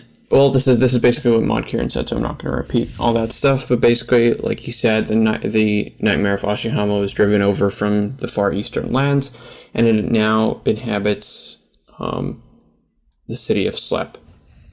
So it says here, aimed at small to large groups, this new group boss will have a similar playstyle to Corporal Beast and will be both challenging and accessible. It is expected to be released earlier than the Sins of the Father quest and Darkmire City. Also worth mentioning, just like Mod Kieran said, they are running a player design competition for new rewards for the Nightmares, so please send them through to oldschoolcommunity@jagex.com. They're not even trying to hide the fact that they can't come up with shit anymore, so they're asking you to do it for them. So that was one of my biggest takeaways, is that they didn't even pitch ideas for weapons, because like with every Runefest, they'll give you their announcements. Theater of Blood was a big one, and they talk about these are the ideas for weapons, and they talked about a sword that when you attacked it would leech the life from, like, it would do like an AoE attack that you charge with blood runes. We never even got that pitched. Like they said that on Runefest, but they never put that in a dev blog. But it shows you like the idea of what they expect, what sort of rewards they're expecting to come from it. So this Nightmare of Ashiyama, since they didn't give us any rewards ideas, like I don't know even what to expect. Is this going to be like a end game boss? Is this going to just be like, you know, is it maybe going to be like that? What was that spider? What's it called? The spider that came from that one, the Forthos dungeon. Yeah, Sarachnis. It's going to be like a mid-level thing. They talk about, you know, it's going to be like the corporeal beast. Does that mean like the mechanics aren't... so should I expect mechanics like the corporeal beast? Or should I expect mechanics from some of the Theater of Blood bosses? Or the like Olm from Chambers of Zarek? I think it's more so just like it's non-instanced. I hope it's non-instanced. I think that's what they're coming from. But you hop in with a bunch of people. You can mass it. You can solo it. You can small group it. But it's just like out in the open. It's a live game boss where it's not an instance, hopefully, which we kind of we've been needing some of that Yeah, I'm totally down. Like, I'm totally down for some more group content. This might not be a raid, but I'm glad this isn't another solo boss, because I find that we've been getting a bunch of those over the past couple years, and this game really needs a plethora of group activities, especially for end game. People are going to get pissed when I say we need more end game content, but I truly feel that because there's two, if you can even consider two end game pieces of content. It's Theater of Blood and Chambers of Xeric. And Corporal Beast is like halfway there. Like, some endgame players do it, but if this is like the upgraded version of that, then I could see this being endgame, but it seems like it's accessible for everyone. I think they've been mentioning that, so. Yeah, so Corp, it can be, but I've definitely... You can go there at a lower level if your group... With a big enough group and with... So Corp's like teetering on like... I don't consider it endgame because you could easily do it at a lower level. Yeah. Hell yeah. Sounds good. Anyways, regardless, it's something I am looking forward to because PVM content is like, it's always fun, and they have been, with Theater of Blood, and before that Chambers of Xeric, and then the Inferno, they've really been upping the type of content, like the quality of the PVM content that's been coming out, and this does seem like it definitely has the space for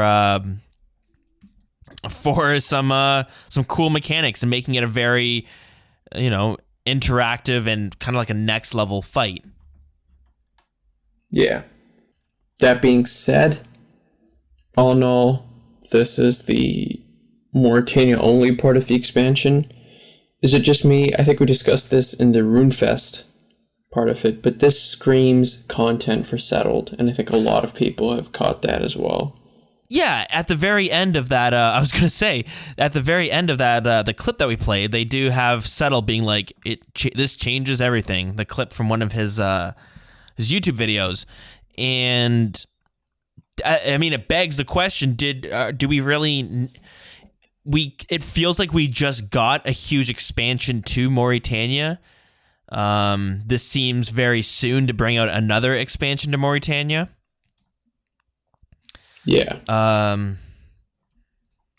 When it wasn't last year, but the year before it, so it was 2 years ago. So 2 years is like, fair enough. That's kind of a long time, but again, it seems like we're revisiting that very soon because we went. It was basically just Mauritania, then to Privdines, filled out those two maps, and then back to Mauritania. And they mentioned how they're going to fill up the map more, but really, if you look at Mauritania, it's they have it filled out. They're just going to add on to it. Whereas when you look at the map, the desert is missing a lot, and Zaya is missing a lot. Yeah. But yeah, I agree. This is probably done because of Settled. They probably see it as a way to advertise their game because his series is critically acclaimed. It's really well done, and when a new video comes out, it gets hundreds of thousands of views, rightfully so. This does just give him more content to work with, I suppose. Here is my big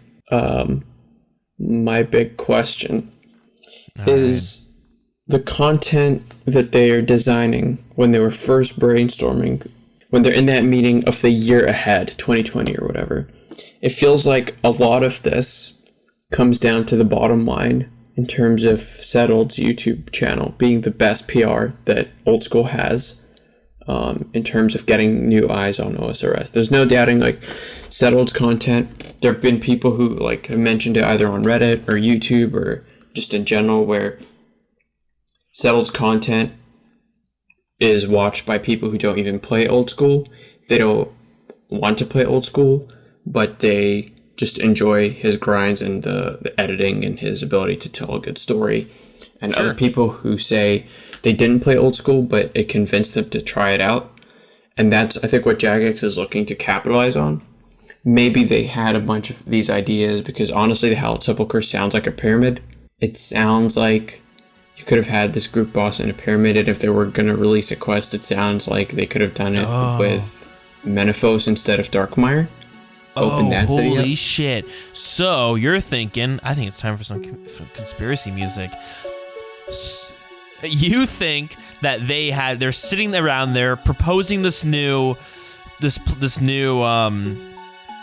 reveal, and they're thinking, okay, we're gonna bring out a giant piece of PVM content, a new raid to the desert. We're gonna fill that area. We'll do an expansion to Pyramid Plunder, and then someone goes like, hey, we could take all the stuff we're just planning right now, slap a vampire skin on top of it, and now we have, more exposure through Settled.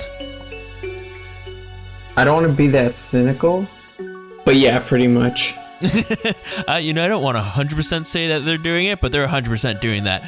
I'm not saying that that's exactly what they're doing, but when it comes to the way they brought it out and the fact that they even had the Settled, like, this changes everything vignette, like you said, like, when you think about the bottom line and what will help with PR,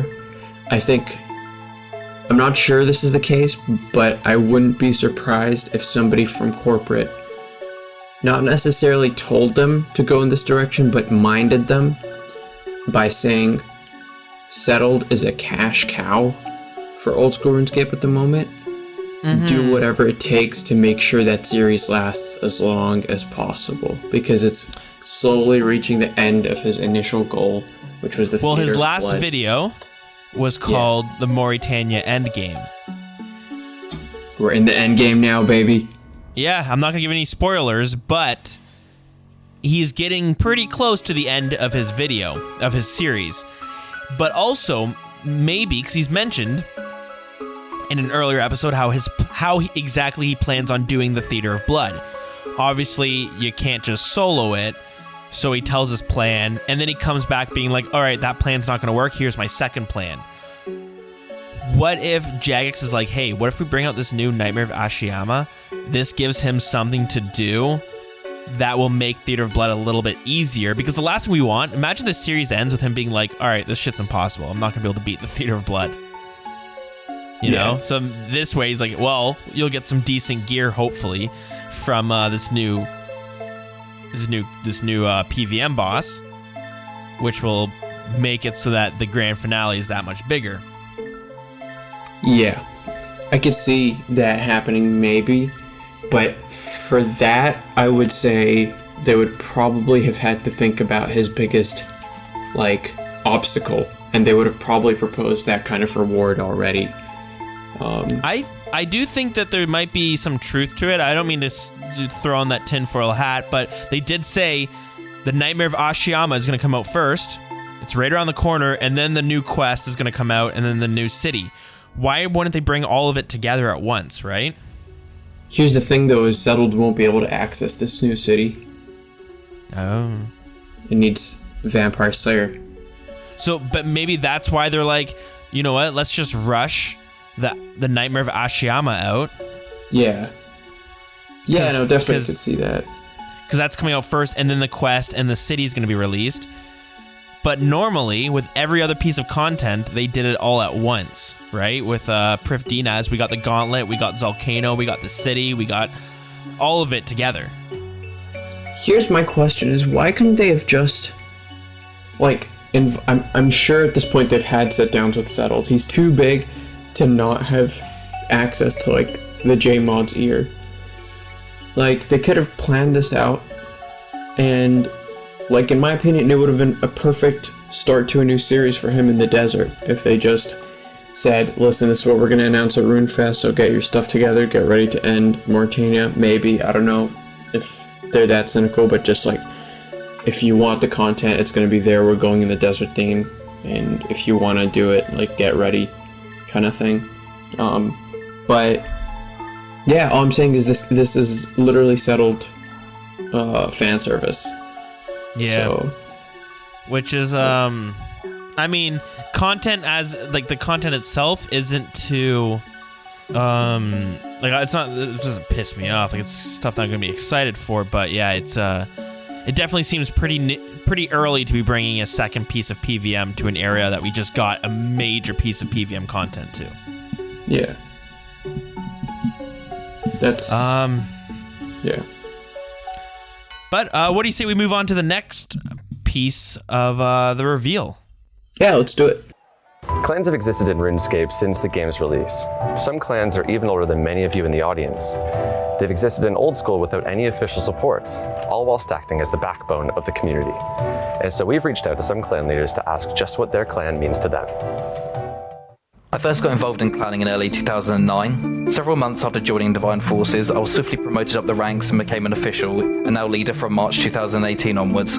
From my original decision to join Divine Forces, I've never looked back and would consider Divine Forces and its community my RuneScape home. We have hosted multiple real-life meetings in Amsterdam, London, Budapest and Newcastle.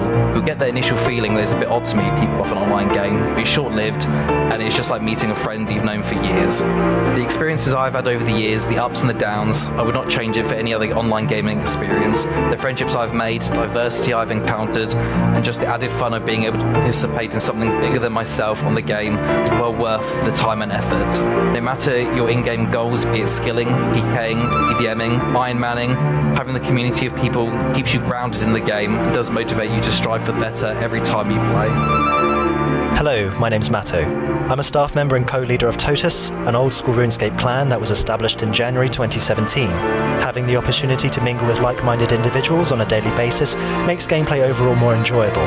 Being able to discuss what you're currently doing, to seek out clan members who want to complete content with you, and to look forward to updates that affect our style of playing, all enhance the experience, giving you a strong sense of community. I would personally encourage anyone, regardless of their playstyle, to seek out a clan that's right for them and become part of something that could potentially change the way they see the game. Anyone who's willing to put in that initial bit of effort to seek out a potential new home will soon realise that there's a whole other side to the game that's hidden away, a side that only exists because of the player base. Clans are a powerful, exciting mechanic that I believe has been nothing but positive for the growth of OSRS and its iconic budding player base. My name is Bertel, and I'm the leader of the Iron Man PVM clan, Solitary. Over this past year and a bit, I've had the privilege to lead Solitary, and with that, also the opportunity to meet all the amazing people that's in the clan. It means a lot to me. It's gonna be hard to pinpoint just one memorable moment with Solitary, but there's two situations that comes to mind when I think about it. First one being first ever triple loot in old school in Chambers of Sarah. And also just the first week of the TOB release, ending it all by being the first Iron Man to complete it. Definitely a great moment. Oh my god! I would definitely recommend being in a clan just because there's so many positive benefits by being a part of such a community within RuneScape, having a lot of like-minded people around you, having the ability to find new friends and having people to talk to. Yes, dude! Yes, dude! Congrats, Jerry. Congrats, man. Hey everyone, my name is Revan. Some of you may recognize my voice as one of the casters from the Dead Man Tournament or the PvP All-Stars, but some of you may know my name from the RuneScape planning scene, where I've been active since the release of the old school servers. Now, I actually joined my first clan back in like 2002, 2003. It was actually called the Hobbits of RuneScape. I know the name doesn't sound too fearsome, but this is the clan that first exposed me to the wilderness. Now, back in my clan, we did a lot of portal PK, and after a couple of those events, I was hooked. So when the old school servers were first released, I joined a clan called Fatality, and that's where I learned about the strategy and how competitive clanning actually was. I eventually became a warlord in that clan, and I led many fights each weekend and throughout the week.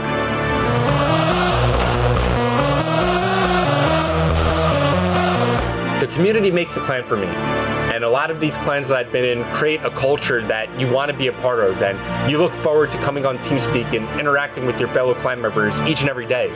Clanning is very rewarding, especially if you find the right community to be around, and for those of you who decide to give it a shot, I hope you find as welcoming communities as I have.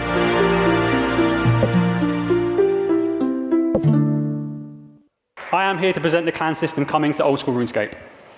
I'm excited. I love clans. I've led clans. I've fought in clan alliances, and I've wanted a clan system since day one of joining the old school team. For me, it is a dream come true. It's what I've been wanting to work on since joining the team.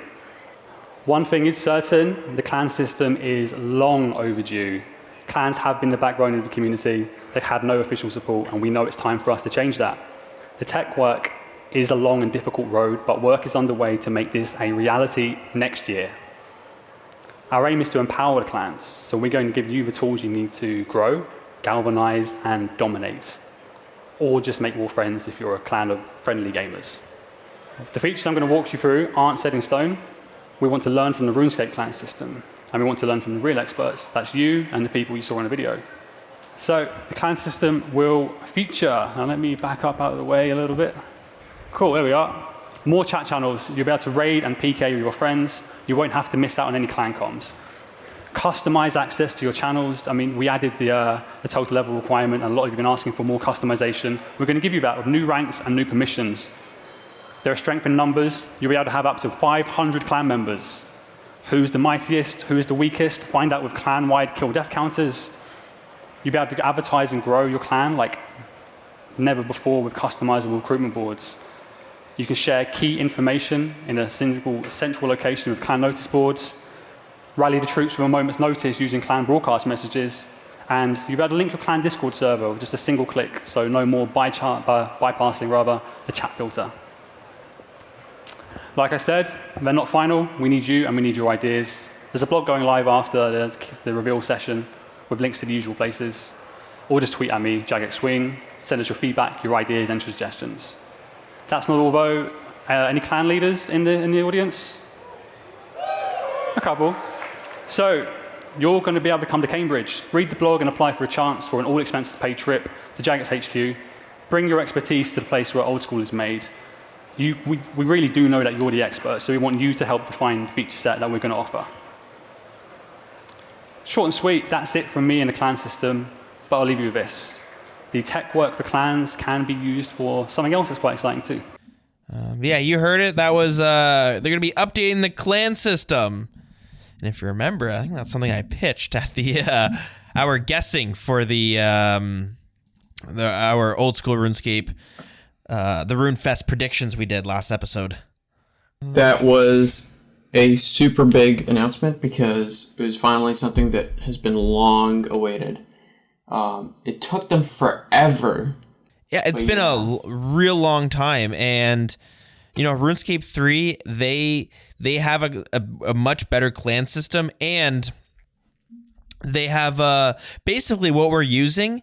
What we have as a clan system on RuneScape 3, it's just called like a friend chat, or a group chat. It's nothing more than that. But they have a little write-up here, and it says, here are some of the features they would like to offer.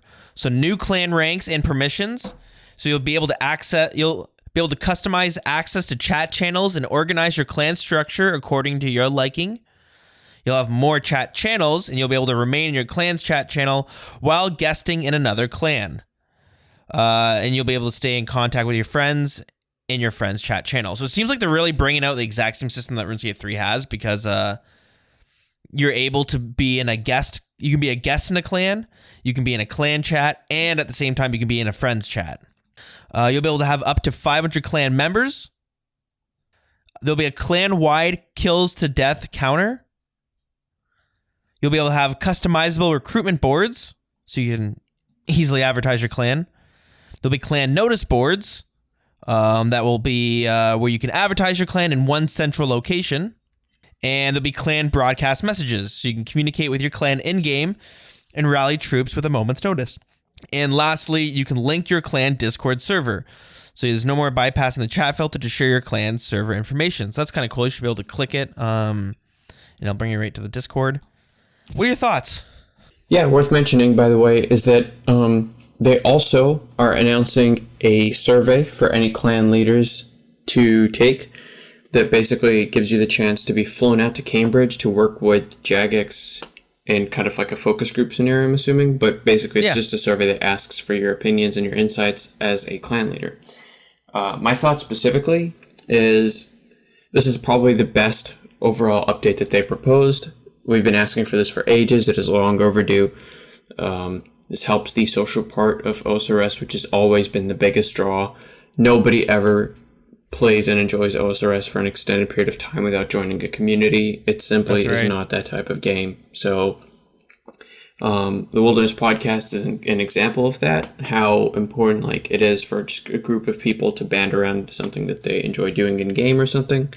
I'd agree, because like there are many times where I'm like burnt out from this game and don't really want to play, but I've made so many friends in the game that I'm like, you know what, but I still want to play with these people. So I'll come on and just talk. I might not do anything actually in game, but I'll come on and just socialize or whatever it is, right? Exactly.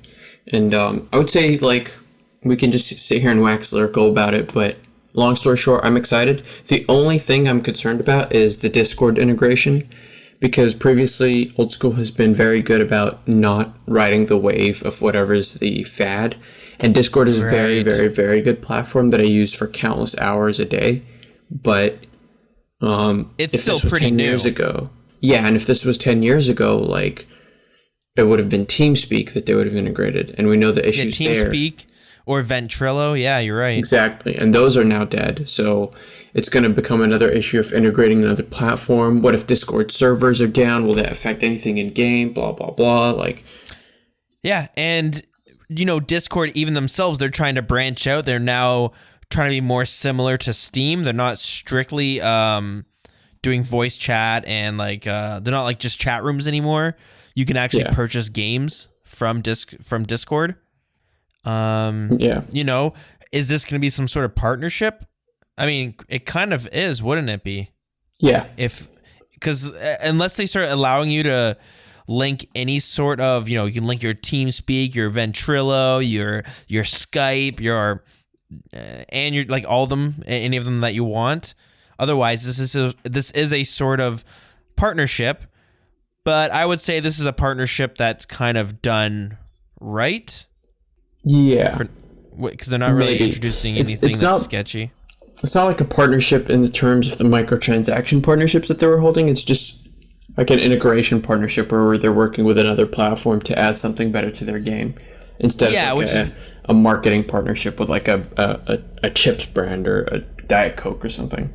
Yeah, so it is I don't know if this is a deal they're working out or if they're just saying that, but I could see, like, when we talked about the partnerships, the big problem was that they pitched like, oh, you can get these in-game rewards.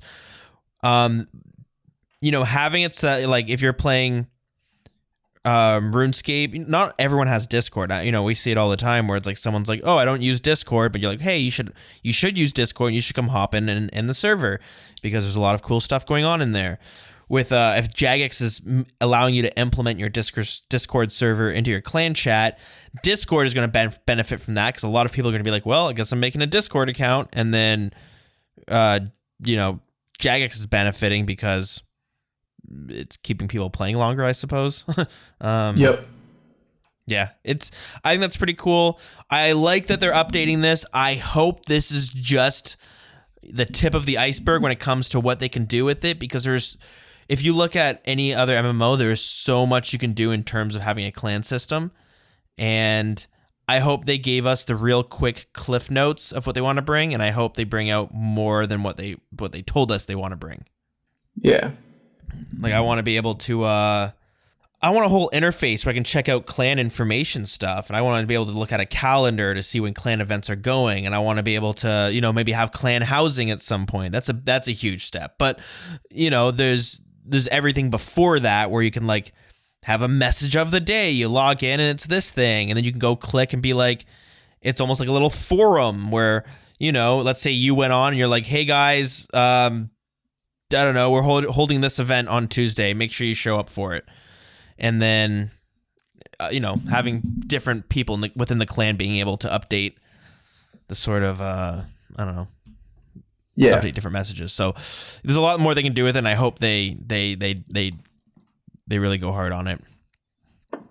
But I guess not much more to touch on besides that. Should we go on to the next part? Yeah, let's do it. Gielinor, a world of risk, of opportunity, of high reward and costly mistakes. Many play and nearly all will fall, but tonight I'm going to talk to you about a certain group of players. These players seek to possess everything they've ever wanted on their own. These men are brave, committed, fearless. They have hearts of iron and the will of 1,000 souls. They go by many names, but most simply know them as an Iron Man.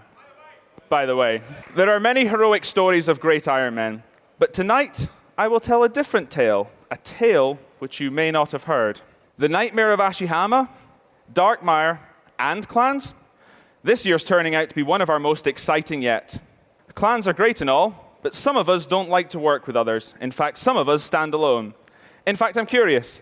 Anyone here in the audience, if you play an Iron Man or Iron Woman of any kind, raise your hand. Go on.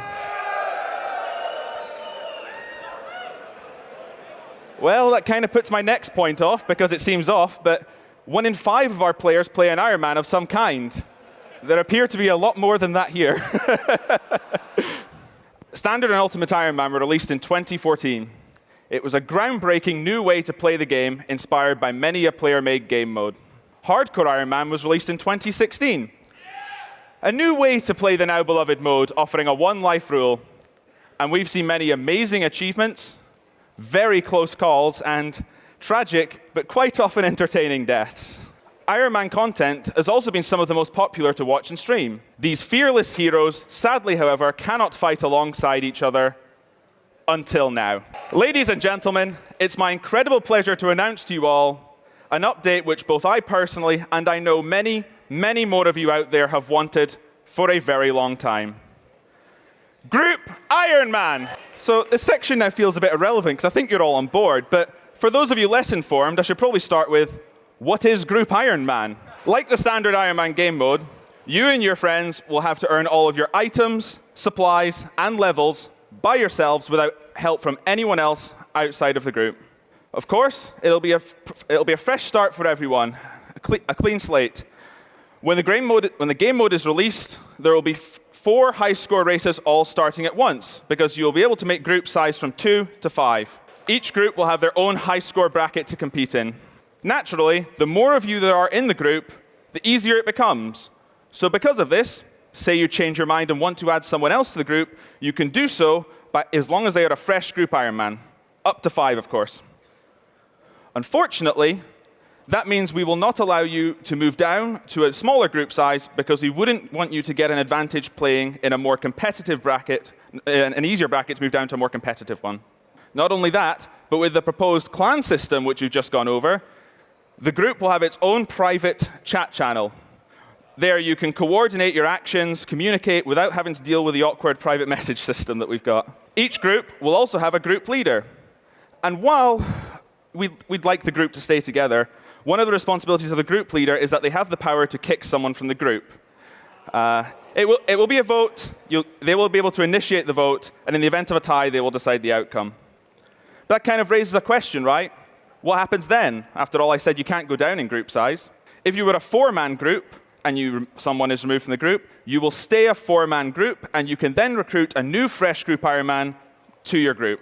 The person who was removed can do the same. They obviously have more spots to fill. Why should you play Group Iron Man? I think everyone here is already on board, right? Quite honestly, for me, playing with the Iron Man rule set with a group of your friends just sounds incredibly fun, right? Also, it opens up a whole host of new strategies which are not possible in any of the other Iron Man game modes. For instance, you can delegate the work, right? Only one person needs to get the crafting level to make the Amulet of Glory, and then they can make one for everyone in the group. Only one of you can train Slayer and get an Abyssal Whip for everyone. Maybe the other person's training Herblore to get the powerful potions. And the final person maybe just likes fishing and cooking, and they'll do that to get the food for the group. Of course, this means that every group will play differently. You'll get to accommodate your own playstyles. But most importantly, this means only one of you will have to train Runecraft, right? Unfortunately, you'll probably all still have to train Agility. Sorry about that. If you're an existing Iron Man, you may be considering, what's different? Well, have you ever had a duplicate of a drop? Well, now that drop isn't wasted, right? You can give it to someone else in the group. Maybe it's been the opposite. Maybe you've gone really dry for a drop. Perhaps a Berserker Ring, a crystal from Cerberus, or maybe the elusive Dragon Warhammer. Now you have more people to help get it, and then when you do, everyone in the group can benefit from the drop. Personally, I'm quite excited to see which group will be the first to complete Chambers of Xeric, or the Theatre of Blood, which group will be the first to max, which group will be the first to have Infernal Capes, and of course, which group will be the first to defeat the Nightmare of Ashihama. We're going to be seeing a lot of world firsts in the coming months after the release. Thank you all for listening to me give our initial insights into Group Iron Man. All right, so there you have it. The long-awaited for many people Group Ironman announcement. Yep. This was another great announcement, another thing that we've been waiting for.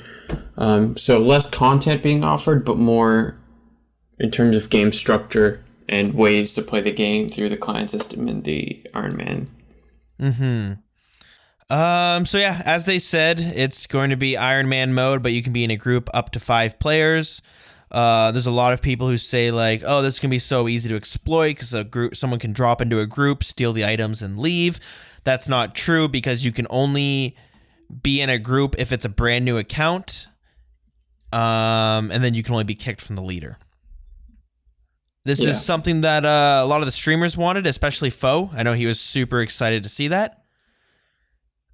Being announced. Like honestly, personally, this isn't something that I'm too excited about. I think this might be okay. If I were to be a real Debbie Downer, I think this might just be this is kind of overhyped, and I think it's not going to be as much fun as people expect it to be. I personally think it might go the same way Partner Slayer went. I remember so many people begging for Partner Slayer to do it with their friends, and now it rarely gets done. Well, I think the problem with Partner Slayer is just the implementation of the thing rather than like the concept. Because Partner Slayer is like a good idea that was just executed really badly. Like when you go to do Partner Slayer, both of you have to be on no tasks at all. If the person who gets assigned the task gets assigned something that the other person can't do because it's locked behind a quest or a Slayer level, it instantly removes your partnership. There's no combined number of like monsters to kill, so you're just basically getting the same Slayer task and that's it. It's not even like you're working together to kill extra monsters or get extra XP or anything. Like it's pretty useless. But for Group Iron Man, I see where you're coming from. And again, I have a bunch of questions like, can you trade untradables? Because I was just thinking like being the first team to do Theater of Blood, you could really easily start game planning like which untradables each person goes for kind of thing. But yeah, like I'm going to say probably not, but at the same time, why not, right? Yeah.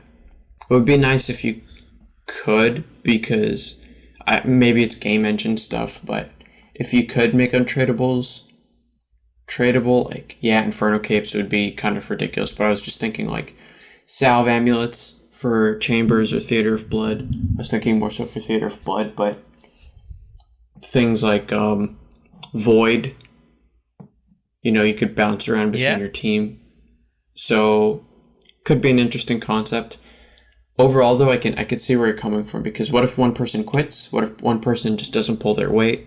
I was telling my buddies my strategy when we were talking about this.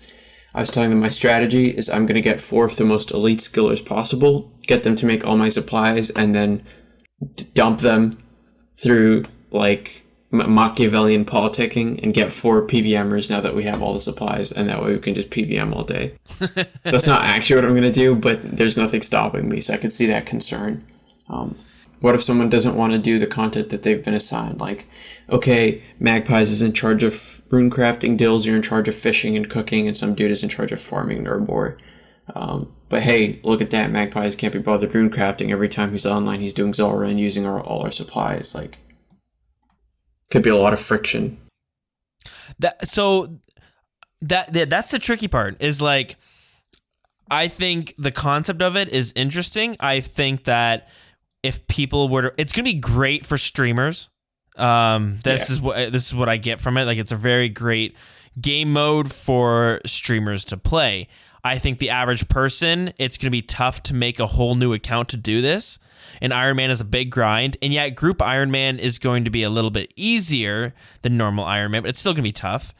You know, if you're like, I'm going to get the food, I'm going to do a bunch of fishing, there's going to be one person who pulls more weight than the other, and you might, you know, this is a very probably specific occurrence. I mean, I'm not saying every group will encounter this, but, you know, like, so if someone gathers a bunch of the food and then so what I think would be cool, but it's also pain, is that if there's a shared bank, because then you don't have to wait for your friends to come on to start like what you have. But then at the same time, you know, you don't want to spend an evening fishing to get a bunch of food and then come on and your buddy was like, well, I tried to get us a Dragon Warhammer, so I went and did all the kills. And you're like, well, fuck, man. Like, I guess I'll go back. I don't want to do more fishing.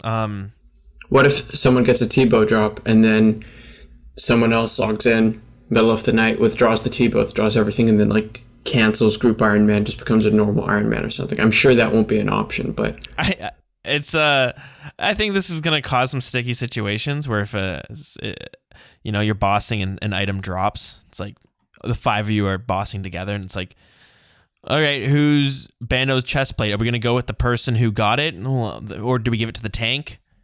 Yeah, or the person who's like gonna do more content with it or something. Yeah. So this is me being very skeptical. I know there's gonna be a ton of people who probably do enjoy it, but I don't. I think it's weird they pitched this around the same time that they're bringing out leagues. Yeah. So if you're unaware, they've pitched. So Deadman Mode was a game mode that was like, you know, those survival PvP games like Rust and stuff. It was the RuneScape version of that, and they eventually shut that down. At least the tournaments. And then they brought out then they pitched the idea of leagues. And that's just around the corner, actually. And what's going to happen is you're going to start all over again as an Iron Man account. And every season, it's going to be different restrictions. So the first one, you'll be stuck on Zaya. And there'll be a bunch of different tasks that you can complete, and the more you complete, you get points. With those points, you can exchange it to buy cosmetics. Every season, there'll be a different cosmetic, so you can save, you know, you might not be able to buy them all the first season, but you can kind of choose like, oh, second season, I really like this cosmetic, I'm going to buy it. And there's going to be rewards that carry over from season to season. Yeah. I think Group Iron Man and leagues are both different ways of achieving the same thing, and that's keeping players engaged in the game. And also, it'll bring some new players, but for the most part, I feel like it's going to be keeping players engaged because, you know, for me specifically, my accounts, I'm over 2,000 total level. The grinds are becoming very long, so it's really easy to get burnt out sometimes. And just the nature of how RuneScape is, even if you're doing PVM, if you're doing a lot of solo PVM, the average person gets kind of tired after doing even just 50 kills. Like you might get it's not as fun. And when you have to do hundreds and hundreds of the same boss kill, you might get kind of burnt out. It's different when you're with a group. But so with leagues, this allows me to kind of, if I'm getting bored of killing, you know, Calfight Queen over and over again, I can go, you know, I'm going to hop on my leagues account, and on this, I'm a low level again. So I can kind of, it's refreshing. I'm starting off at a low level. It's a different type of gameplay. And it keeps me still engaged in the game. And I find Group Iron Man is something similar, where you start a whole new account, you play with a group of friends, and you're doing an Iron Man again. It just seems like too much in 1 year. Like, who's going to make a new league account and play a whole new Group Iron Man account? That's two fresh accounts, right? Exactly. Yeah, I feel it. So yeah, what's your opinion on it? I kind of went on a very negative tangent, but I know there's a lot of people who are looking forward to it. So I know my opinion is like not. It's like the unpopular opinion. Well, I just think it's going to be a tool. Like, it's not going to be a positive or a negative. It's a tool that will be shaped by how people use it. It's a theory called social constructivism, but regardless, okay, it's like, it's a big word. inherently, it's neither a good thing nor a bad thing. It's just a tool that people use. You can use it to have fun, or you can use it to mess around, or you can use it to be an ass. I didn't realize that one of my friends actually did this. Like, I watched the series, and then only then did I match up the usernames, and it clicked for me once. But one of my friends contributes to a series called 5 Boys 5 Bill on YouTube, and they've been proponents for Group Iron Man for a long time. Yeah, it's a big series. Is it Colinello? Yeah, Colonello, Chris Keys, and a bunch of others. And basically they've pretty much made a whole series around Group Iron Man when it's not even in the game yet. So they're the guys who's really gonna, I mean, if you want to see like a preview of what to expect, you can just watch through their series. The thing with them is they started all at the end game, and they had to set a bunch of arbitrary like milestones before they can unlock the untradables that they already had in their bank or whatever. But if they were to go back and start from day one, like you can see how a group of 5 people with good rapport and all that stuff can kind of make for an enjoyable video where it's like, it's really well edited. There's like a bunch of clips of each one, and there's like an indicator at the bottom of who you're watching, and you can see like, oh, I decided to do this because these 2 guys are doing barrows, so I'm just going to be sitting here getting supplies for them. And then someone else is just like, yeah, I'm soloing the Inferno with a rune crossbow, but it's fine. But he's just a madman like that, and everyone else is just like trying to get supplies for the team and everything. So Group Iron Man as a whole, I would say, is a good update for the game. How it's implemented is down to you and your group of friends, and if you have a like nice set of people to play with, and you know you trust them to enjoy yourself around them. I have a couple of people who I know already, like I've reached out to them about Group Iron Man. They seem pretty receptive to it. We're probably going to hop into a team. Maybe. I don't know. But probably not. No, that was the fastest 180 I've ever done. But within a few seconds. Yeah, no, it's just depending on time and stuff. It's a big commitment. So, like I think that's a big one. Is starting a new account, especially as an Iron Man. Depending on your time, it might be like for me. It's like I don't have time for my main account, so maybe a Group Iron Man I might do, but you know what I mean. It's one of those things. I'm like, I'm not too sure. Yeah, and then it gets to a point where it's like you achieve all your goals on a main. You need something fresh, and this would be one of the most fresh ways to do it, because you're literally going from, once you finish your main, at that point you have 2 options.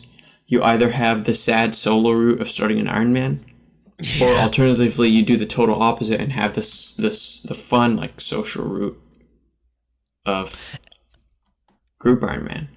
And even if you're like, you might not want to share completely, I think one of the best parts about Group Iron Man is actually being able to kill bandos in a group of friends. You know, I like an Iron Man account. I think it's kind of cool. I would love to get into it, but one thing that kind of holds me back is that I much prefer doing bosses with a group of people. I find I can get bored easily if I have to kill a bunch of solo bosses, but if I'm with friends, I could spend hours at bandos. Yeah, I feel that. So I think that's one of the coolest things about Group Iron Man. So there's Group Iron Man. I don't mean to sound super negative. I got a little bit more to play for the reveals, and then maybe I can explain my pessimism that I might have that might feel kind of strong with some of my opinions. So here's the last bit from the reveals. Now, you may remember Vios and investigate his mysterious client of Korend in former Mod Wolf's quest. And perhaps you've done the 5 quests, the 5 houses, learning about their backstories, their motivations, and what they want for their kingdom, and who they want to rule it, probably themselves. Perhaps it's time to see where all that's going, and what threats from the distant past may be coming back to trouble the present. Maybe. Anyway, you'll learn more about that if we undertake Mod Ed's new quest idea in A Kingdom Divided. Apart from that, we had an idea for some different kind of completionist content. You know, for people who want to be able to show, you know, that thing, I killed that, and that thing, and all those things, and I killed that one below a time threshold, and I killed that one with certain combat restrictions. For those who want to show that they've overcome all the challenges like that, we'd like to offer you something we're calling PVM, Achievement Diaries. Okay. So, a bit more down to earth now. I've got a cup of tea. How much more down to earth do you get? Anywho, In the last year, we've tried to put a lot more dev time into addressing existing bits of the game, giving more of it the love and polish that it deserves, and indeed that you deserve. Examples include the Chambers of Xeric adjustments that we did, and the usability improvements to anvils, crafting interfaces, teleport tablet interfaces, and various PvP mechanics and weapons that really did need some attention. Culminating, of course, in the new mechanics for Last Man Standing, and due this month, 2019, Bounty Hunter. Now, in the coming year, we want to keep doing more. We want to, there's a lot more about the game that needs this kind of attention, after all. PvP especially needs a lot more love and attention than we've been able to give to it in prior years. And other things as well. We get a lot of complaints, for example, about certain interfaces. Just off the top of my head, the Puro Puro reward shop, Mage Training Arena reward shop, these are not nice to use, and there's a lot of scope to improve such interfaces. Also, maybe opportunity to add some more things. Even if the community doesn't turn out to be in agreement about bank presets, or is it? Well, we shall see. But at the very least, we could offer you the ability to equip and unequip items while the bank is open, and to eat your food, drink your potions, or vice versa. And maybe the game frame itself could improve a little. Take the side stones. The order of the stones and the interfaces linked to them, it was set a long time ago. Maybe it's not how you want it. Maybe we could let you change it. In 2020, they do say hindsight is 2020 after all. We'd like to look back and try and address more of this kind of thing for you. Now, finally, you've heard about the Twisted Leagues, I think. Maybe you've seen the blog.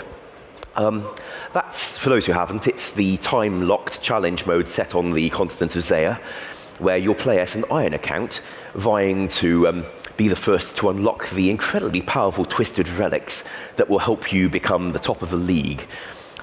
Imagine, for example, being the first to get the Infinite Run Energy relic in a mode that has no agility training course. Or perhaps you'd rather go for the relic that retrieves your ammo for you in a mode that hasn't got Ava. It'd be your choice which way you want to go with some of these relics, and what choice you make will affect how well you do in the league.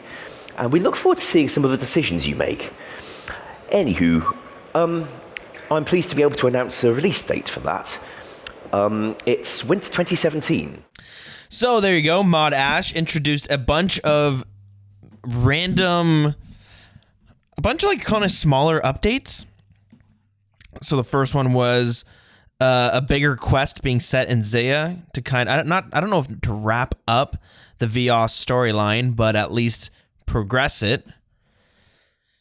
Any thoughts on a bigger Zaya quest coming out?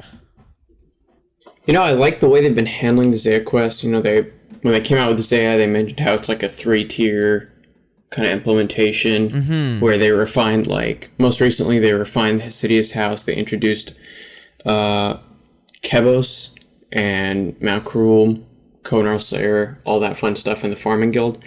And now, with that update, actually, most people, like, put it at the back of their minds, but they introduced the 2 last novice quests for the missing houses. I think it was Arceus and it wasn't Hesidious or Shazian, so yeah, it was Lovacaine as well. Right. And the idea, I think, is to use those 4 as a bedrock for a new quest series, and I think this is the start of that quest series progressing, like you said, into a full-fledged storyline, because they're running out of quest ideas here. They finished up the Elf quest line this year, I should say. Yep.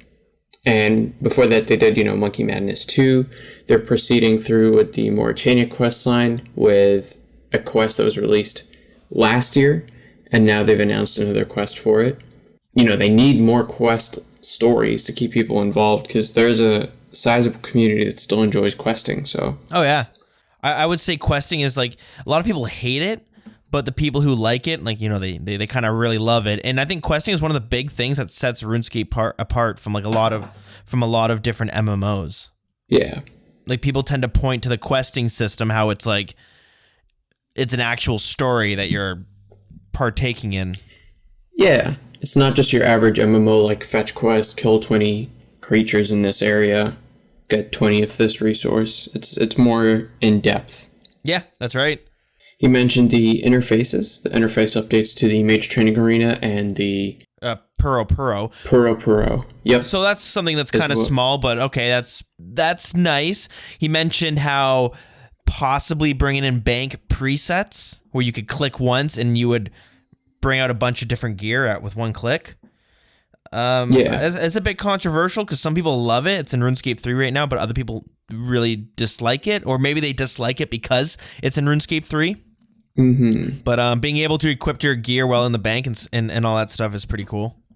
Yeah, it's a bit because, you know, there's potential for easy scape there, but if it's implemented properly, then it should be good to go. Yeah, that's right. More than anything, I like what RS3 does, where you don't have to close the bank to equip and unequip gear. Like, that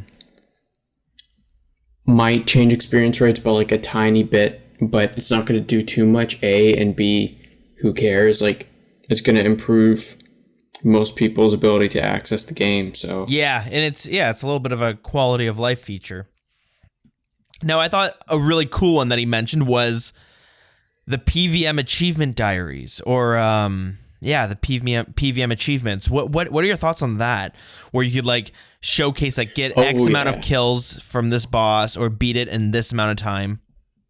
Yeah, I love that idea. As long as it's not like an actual achievement diary, more so another way to have like a collection log completionist kind of gameplay. I mean, that's my big thing now, is I'm working towards my collection log with all the pets and stuff. So I'm like one drop away from finishing like 3 different parts of my log, and I've been really enjoying that grind. So that gives me something nice to do, nice to push for. I know I'm a very PVM heavy account, so it's going to be nice, especially because a lot of the PVMers that were watching Runefest were hoping for new PVM content. Yeah. This might make it so that there's still something for players like myself to, you know, look for next year. But I will say it depends on what the concept of this like diary system is, because if it just gives you better rewards, then I don't think it's the right way to go. I don't think it should be like an actual diary in your achievement diary, but maybe a separate kind of system that builds on the collection log somehow. And they could work with like the collector in Varrock Museum, you know, and just like integrate it better there. No, I agree, because the collection log is awesome, and I love looking at it, but I hate how it's like a physical book. I would love, like, I don't know why they chose to implement it that way. Yeah. That was always seemed a little bit off to me. It would be nice if you had, like, you know, the little user information, like the weird Bob icon that just tells you about your membership. Why can't they make that like an account status kind of thing, where you just like, you can see your treasure trails ranks, just like the RuneLite high scores plugin lets you do, and you can see, like, you can open a collection log there. Yeah. Things like that, you know, that would be cool. I don't know. I agree. That would be, that's something that would be fun to just open up and look at every now and then, or even somehow see other people's. But yeah, it's silly that you have to go to your bank, pull out a physical object, and then open it. So I don't know. It's the way they implemented, I always felt was kind of weird. Who knows? Maybe engine work. Another thing Mod Ash had mentioned was being able to customize your interface. Again, this is something that some people are worried about. Not worried, but they don't, you know, they hear that and they're like, what the hell? Only because it's something that RuneScape 3 has, and it's a huge issue that people have with RuneScape 3 is that you don't know what the fuck's going on. Your interface is completely messed up. Yeah. Any strong feelings towards that one? I don't think I have a qualified enough opinion to go either way. Like, we'll have to see how it goes. Yeah. You know? It might just be too strong for some people. The big thing with RS3 that throws people off is you log in, there's like 5 billion pop-ups on your screen of just like your familiar stats and your stats and the abilities bar, and then it's like you can separate everything and customize it how you want, which is nice, but also it can be overwhelming to look at. Yeah, especially starting out. Yeah, exactly. And I don't think they're going to go that far, but I don't see how or why they would stop at just like being able to change the order of the side stones, because most people don't even click on them anyway. I don't think anybody would change the order too much because everyone just uses F keys anyway. Yeah, and it's one of those things that I think most people are kind of comfortable with the way it is. Like they already have it, so you can change you can have the stones or the little tabs to lay across the bottom of your screen, or like the classic way, which is around your inventory setup, like the I don't know, display page. That one I'm kind of no strong feelings towards that. It's whatever, pretty neutral with it. And Yep. yeah, he mentioned a bunch of small things, but that's all I can just recall right now. What are your thoughts of this whole Runefest, like the reveals this year? I think we went over this earlier, but like the RS3 one was so much better in my opinion in terms of what they're introducing to their game, and it seems like a really safe, like an overly safe tactical ploy by the OSRS team, where it's almost to the detriment that we have the polling system. It feels like they're scared to announce certain things because if it gets shot down, I think warding was a big blow for them to take that they're trying to recover from in the wrong way, because you know what I mean? Like, no, I do. RS3 was able to be so ambitious in the sense that they're overhauling their entire engine, like, or trying to at least. I know they said it wasn't 100%, but yeah, they're introducing a new skill. That's right. It's a huge skill. It's not just like it's bigger than what warding would have been. Yeah, exactly. They got new bosses, new tiers of weapons. Exactly, and it's nice to see what the RS3 keynote does, because so much of RS3's content makes it into our game. Yeah. In some way, shape, or form. So, like, if it's successful in RS3, the OSRS team have shown that, like, it's not really a bad thing. They're taking the good stuff that RS3 does and leaving behind the shit stuff. Yeah. For now, at least. But, by the way, I don't know if you read, but one of the people who entered their skill idea into the skill competition that you hosted actually suggested archaeology. That's right. Let me pull out who that was. It was an archaeology skill that was kind of similar. Yeah. Okay, it might not have been the archaeology skill, but it was I think the paleontology skills that they were talking about, which is like pretty similar. Because a lot of what they announced with the archaeology skill is what he had proposed in the paleontology idea.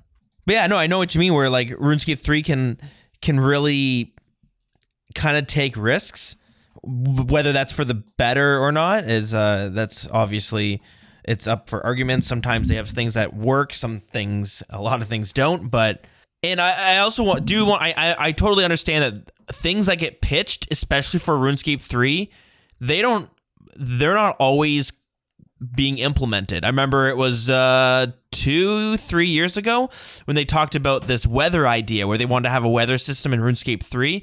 With that, they would have brought a new spell book or a new skill entirely, where it would be a combat skill or a combat spell book where you could manipulate the you could manipulate the weather that was happening around Gielinor. And they talked about how floodings could happen on like the Karamja Island and stuff like that. So it was very ambitious, and that never actually happened.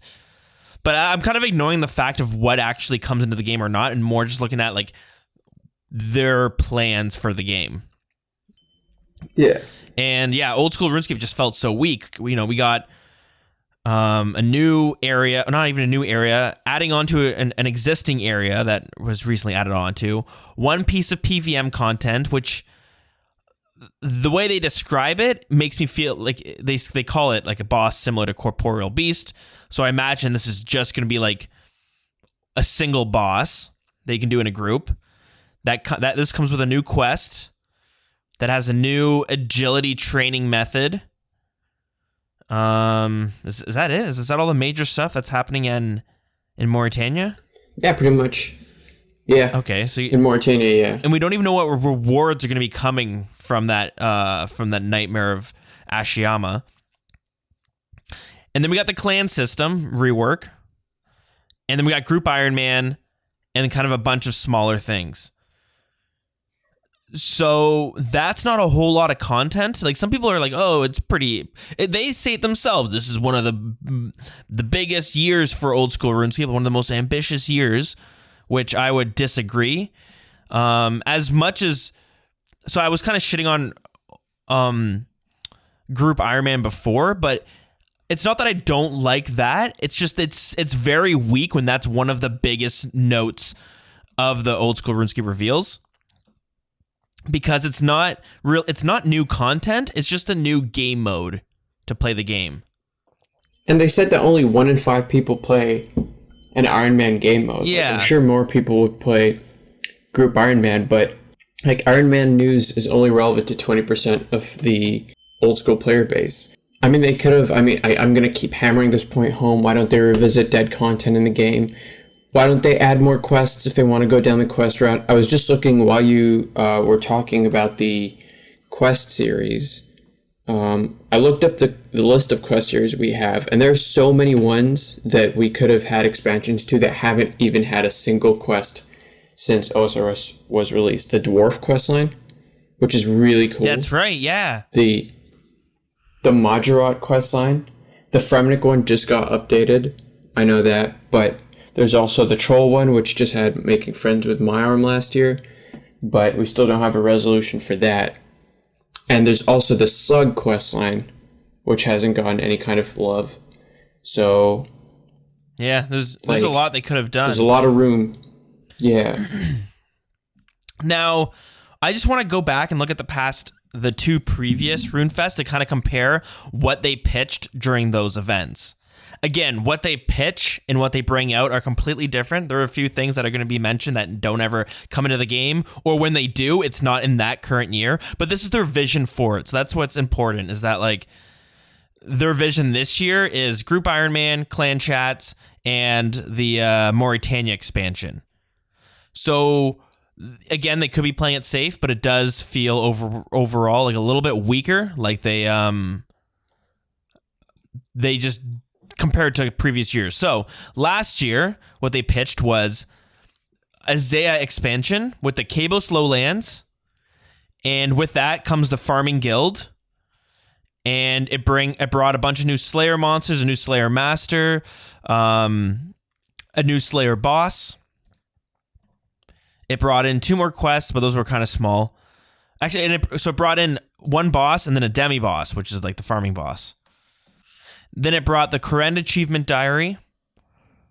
And that seems about it. But they also brought like some new gloves, the lance. Is that it? The lance and the gloves. Those are the 2 big ones. Yeah, those are the big ones, but it also added in Dragon Throne axes, moved them from Chambers, and the Dragon Sword and Harpoon were also added into the other. Yeah, so that's all in the Zaya expansion, but also last year they pitched Song of the Elves, which brought the Gauntlet, Zolcano. It was a new Grandmaster quest that gave us Prifdina as a huge city. And then with that, we got a new weapon, some new armor, and they completely reworked the crystal gear.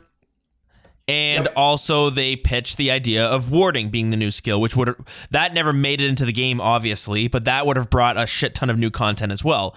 Now, it only didn't make it into the game because it was voted down by the community, which is totally fine. That's what the polling system's for. But they would have brought it into the game if it passed. So in 2017 Runefest, so 2 years ago, they brought out the Theater of Blood. That was what they started off with. That was what they pitched.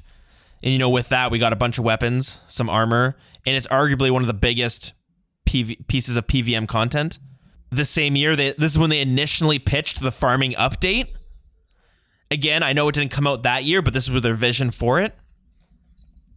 And they had the idea of bringing livestock with it as well, so that was pitched with it. That would have been a huge upgrade to, or at least a new addition to farming, the farming skill, which of course never made it into it. And then the Bounty Hunter rework is when this was first pitched.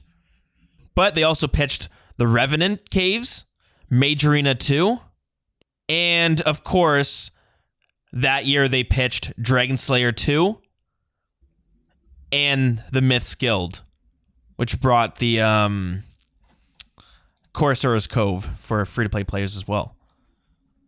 So that was 2017. That was a huge year for updates. Yeah, it was so much bigger than what we got. Yeah. This so year. this year was, in comparison to the past 2 years, was pretty weak.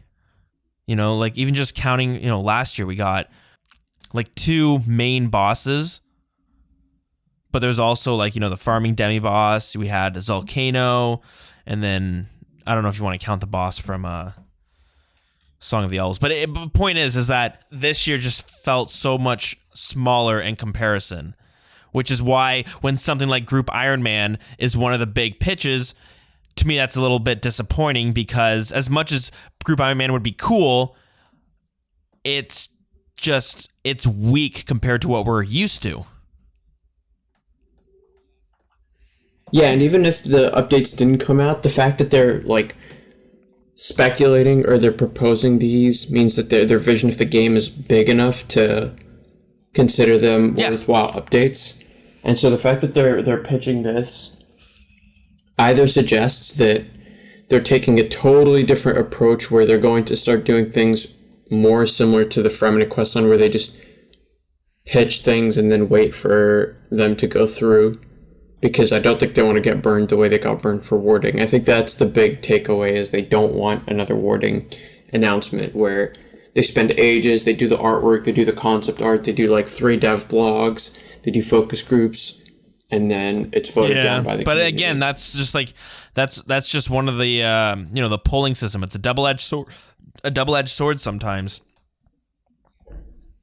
Yeah, and that too it's not so much a fault of the polling system, more so a fault of Jagex for not getting a pulse on the community and realizing that it was not as one-sided as they were trying to make it out to be, and they would just kept trying to shove it down people's throats, when the reaction even during Runefest 2018 was lukewarm, to say the most.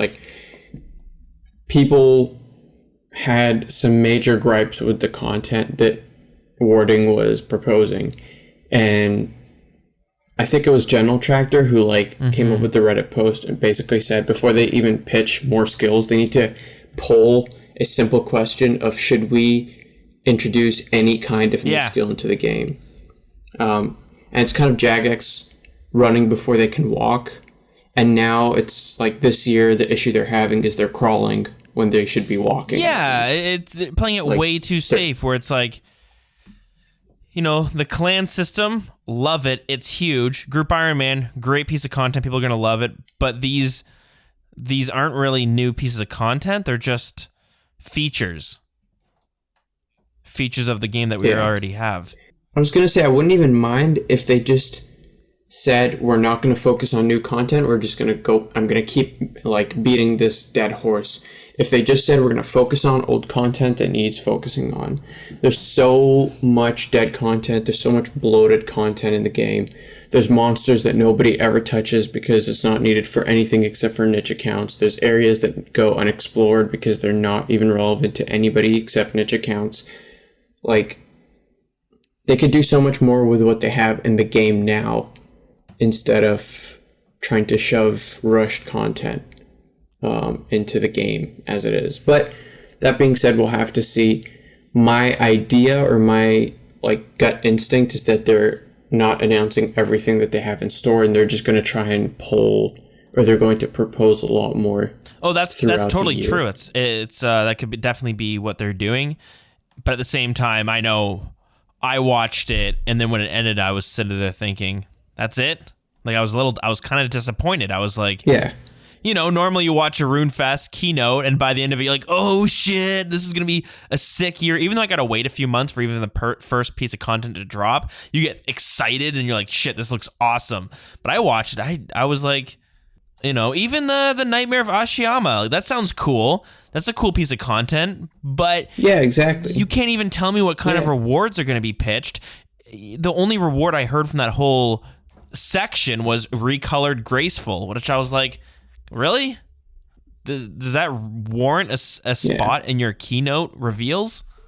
What can you do? That's it. That's what we're doing. So let's just keep looking forward, and we'll see what this year has to bring. It should be to say the least, yeah. Personally, they talked about the Twisted Leagues that'll be dropping in a couple weeks. November 14th is when that will be coming out. So that is something I'm pretty excited for. Actually, a lot of people aren't really digging it too much, but for some reason, I'm really looking forward to that. It'll be refreshing for me to play on my main account. All right, so I guess we'll move on from Runefest. I don't know if there's anything else to really talk about. Other than, ironically enough, you mentioned it, they pulled it, or they proposed it 2 years ago, and now they finally came out with the Bounty Hunter rework beta. Hell yeah! So let's get through what we actually are going to be. Well, what we can actually see right now. It's just the beta, so we'll see if that actually gets brought into the game. Yeah. So tell me about this Bounty Hunter rework. Let's do it. So the update last week or this week, depending on exactly when this episode comes out, is the Bounty Hunter rework beta. It's now live into the game. And they already mentioned in the intro to the blog that it was announced at previous Runefest events, and we've recently seen them pull a bunch of stuff regarding the rewards and stuff, so let's go over it. So, bounty points are now awarded for killing targets. Killing multiple targets in a row begins a kill streak, which awards more points. Bonus points are awarded for every X target kill. There's a table that they introduced. Long story short, it's like Slayer, where every 10th task gives you extra points. It's going to be the same for earning points in this bounty hunter system. There's also going to be player bounties. So completing bounty tasks will award 10 points immediately. Your tasks will cycle every 30 minutes, and only one may be completed within that time. Unwanted bounties may be skipped up to 3 times per day. And these bounty tasks are kill 2 targets without leaving or going below level 1 wilderness. Kill your target using ranged melee magic on the last hit. That's, I think, an exclusive slash. So the attack style will be random that you're assigned. Kill your target while risking 250k in coins or plat tokens only. Kill your target without using any prayers. Kill your target without using a special attack. Kill your target without using a protect item. And kill your target without using stat boosts. Cool. They say if you have any new ideas for new tasks or think of some while playing the beta, please include them in your feedback. Remember, we are unable to implement any tasks that require specific equipment. Interesting. There's an updated... Yeah, so there's an updated interface as well.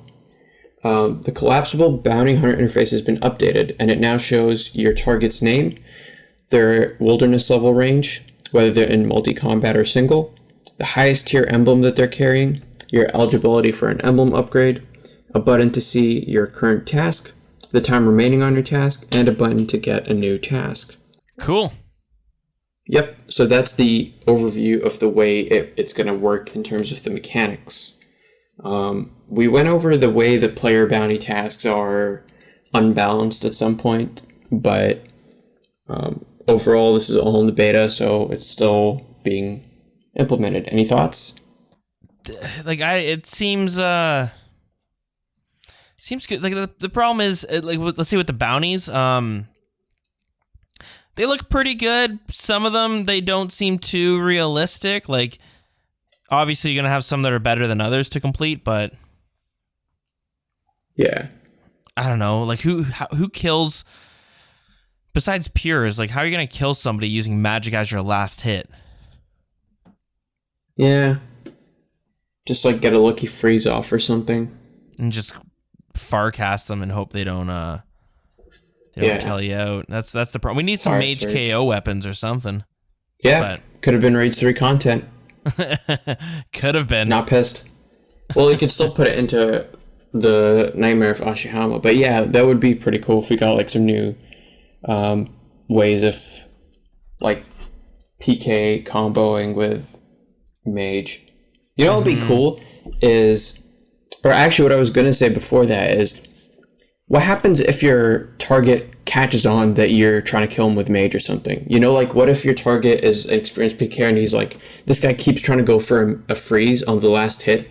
No sane PKer would go for a freeze instead of a combo for the kill. I think this guy's trying to do mage, so they just camp mage prayer. You know what I mean? Yeah, that's true as well. I think we're gonna find like a meta that comes out of the most efficient tasks to do and which ones that are worth skipping and which ones that are only worth skipping if you have more than 2 skips left or something. Yeah, it seems like and there of course there are going to be some that are easier to do than others, but you know, hopefully they can kind of make it not like so it's not so much the case. Yep. In the updated interface they show, that thing looks tiny as hell, and there are so many buttons that I'm just worried. What about mobile players? Like, true. It looks tiny. It looks tiny in the picture. I don't know if you have it pulled up. No, yeah, I can see it here. It's like the bounty interface that it's about the same size as the current bounty interface with just buttons, like a couple of them. So yeah, I totally get what you mean. I have no idea what half of these buttons are. There's like a little expand arrow, and there's like a fast forward, and there's like a settings icon. No clue. Yeah. Well, maybe that's what this beta's for. Who knows? Yeah, probably. That's some feedback that if I were to do this, I would probably give back to them. But let's see. Mysterious emblems. The old mysterious emblems have grown weathered and worn, transforming into archaic versions. These can still be traded for points at the older version of the Bounty Hunter store. In the original blog, we mentioned allowing players to trade them in for a flat rate of 2 mil to prevent them from crashing in value. Since then, the active trading price has been increased to well above 2 mil, so this has not been necessary. New mysterious emblems can be bought and sold at the Emblem Trader and will allow you to earn some extra gold while playing the minigame. The new interface will tell you when your target has an emblem of an equal or higher tier than yours, making you eligible for an upgrade which doubles your emblem's value. If you're not eligible, it will allow you to skip your target without a penalty. Tier 1 emblems may be bought or sold at the Emblem Trader for 75k each, and each tier costs twice as much as the last, going up to Tier 5 at 1.2 mil. Thank God that they somehow, found a way to condense the information, because in the first blog they would break down every single tier and how much it was worth. Yeah. They have a picture there, just in case you want to take a look at the interface, and it shows you the different tiers and how much in value they each are. Yep, you can see that in the dev blog. So, other changes they've added is a minimum of 30 combat is now required to receive targets in Bounty Hunter. You no longer have to wait 6 minutes to get a new target after dying to a previous one. After killing your Bounty Hunter target, no player may attack you for 20 seconds. This immunity vanishes if you attack another player. The teleport to target spell teleports you to the dangerous side by default rather than the safe zone if your target is in level 1 wilderness. The current Bounty Hunter minigame and the live version will be inaccessible during the beta, as both versions cannot exist simultaneously. That is some Thanos balancing right there. Well, that seems pretty fair to me. Yep. Any thoughts on Bounty Hunter as a whole before we go into the rewards? I do like they're trying to change it. It's I don't know. I have a little bit of experience with Bounty Hunter PKing, and while it kind of did the trick, it was bogged down, I would say. It was lacking a lot, and so it's nice that they're bringing this new little this rework towards it, and I do hope they continue to look at it, because Bounty Hunter PKing is pretty cool, and it's not something that you would wish for it to die, but it's great to have PvP worlds, deep wildy PKing, and Bounty Hunter. It's like 3 different ways of doing it. So it's good to have each one being even though the actual PKing content's going to be similar, it's nice to have them different enough that you could bounce between the 3 to get for a PKer to feel like a refreshing way to play the game. Yeah. It should be good, depending on the feedback they get in the beta. It should be a nice, refreshing take. And so they mentioned the rewards down here. The rewards that pass the Bounty Hunter poll, the Dagon High set, and the Godsword animation recolors will be added to Laren's chest and the Bounty Hunter reward shop respectively, with the full launch of the minigame rework in a few weeks. Right, Laren's chest, correct me if I'm wrong, you get the keys from Wildy Slayer, similar to Konar's keys, but this chest is in the wilderness, so you unlock it, you get some of this mage gear. Yeah. Time for Jagex to say, oopsie whoopsie, we made a fucky wucky. Because they introduce a section here called the Rune Pouch and the Looting Bag. In the rewards poll blog, we mentioned that we'd like to make both the Rune Pouch and the Looting Bag tradable. We opted to do this following your feedback that players would no longer, that's the player's feedback, not your feedback, but we opted to do this following your feedback that players would no longer be able to indirectly purchase Rune Pouches using GP, following changes to the mysterious emblems like they can do now. In the rewards poll itself, we asked you whether it should be possible to own multiple Rune Pouches or looting bags. Both polls failed. And then they say, we made a glaring oversight. It's important to note that while the polls did fail, they both were at 74.7% and 74.3%. Yeah.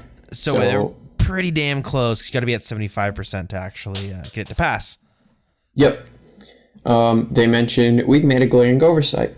By allowing the Rune Pouch and Looting Bag to be tradable, the ability to own multiple versions would occur by default. The results of the poll contradict what we said we'd like to do, which leaves us in a tough spot entirely of our own accord. We identified some potential options and we've opted to do the following. We'll poll making the Rune Pouch and Looting Bag tradable, and thus being able to own multiple versions, and the poll which follows the upcoming Twisted Leagues poll. The outcome of that poll would supersede the previous poll questions. We appreciate that it's not ideal, and we apologize firstly for the inconvenience and secondly for not giving the design of the poll its due diligence. In the meantime, Rune Pouches are obtainable only via the Slayer Reward Shop or the Bounty Hunter Reward Shop. We would also like to offer the Rune Pouch to come from other thematically fitting content, like the Mage Training Arena in the future. If the community prefers they remain untradeable, this can be made a higher priority to restore some of the items' accessibility. My big thing with this is, why do you need multiple Rune Pouches if they share the same storage of runes? This would be so much better if you had the ability to have 3 different Rune Pouches, each one only usable by one spellbook, and each one you could only use on that spellbook with the ability to have different runes inside them. So I have my Rune Pouch with standard runes that I use for, let's say I'm doing Vorkath, and I just have Crumble and Dead and Teleport to House runes in there. And then if I'm doing Zulrah, I have my Lunar Pouch with Venge runes there. And then if I'm doing Slayer and I'm barraging a task, and I have my Water Death Blood runes there, for example. That would, and then make them more valuable depending on how many you already own, if that makes sense. Or make them degrade. Make them degrade. Oh, there we go. Gold Sync, let's go. There we go. There's an idea. I do think the problem with having it that way is that, again, since this engine is just awful, I think that having the 3 different types of Rune Pouches, people could find a way to have 9 different runes, but only taking up 3 different slots. You know what I mean? Well, yeah. The reason they have to share the same inventory, or the same where did it say here? Where's the wording they used? The same storage of runes kind of thing. Yeah, this way you're not able to cast 20 different spells by taking up only a minimal amount of space in your inventory.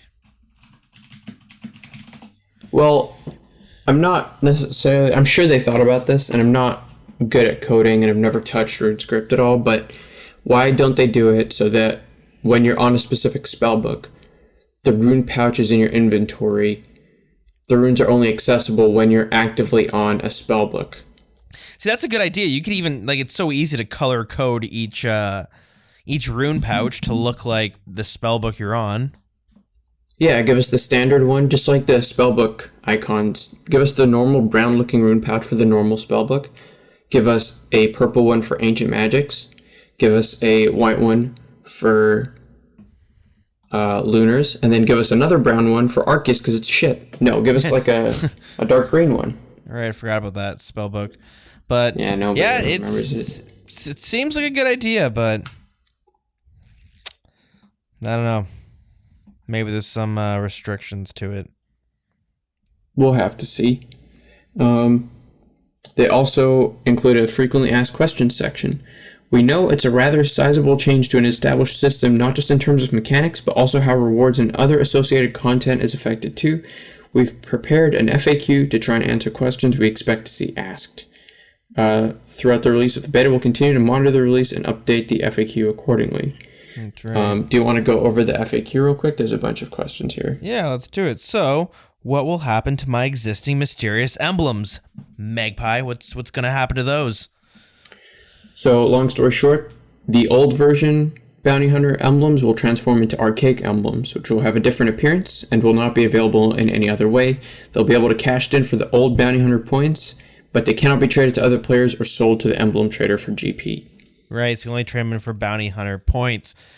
And there's going to be a few people who are like, quit playing the game to come back to it with a bunch of emblems. Like, all right, let's sell these bad boys, and then realize they can't. Yeah.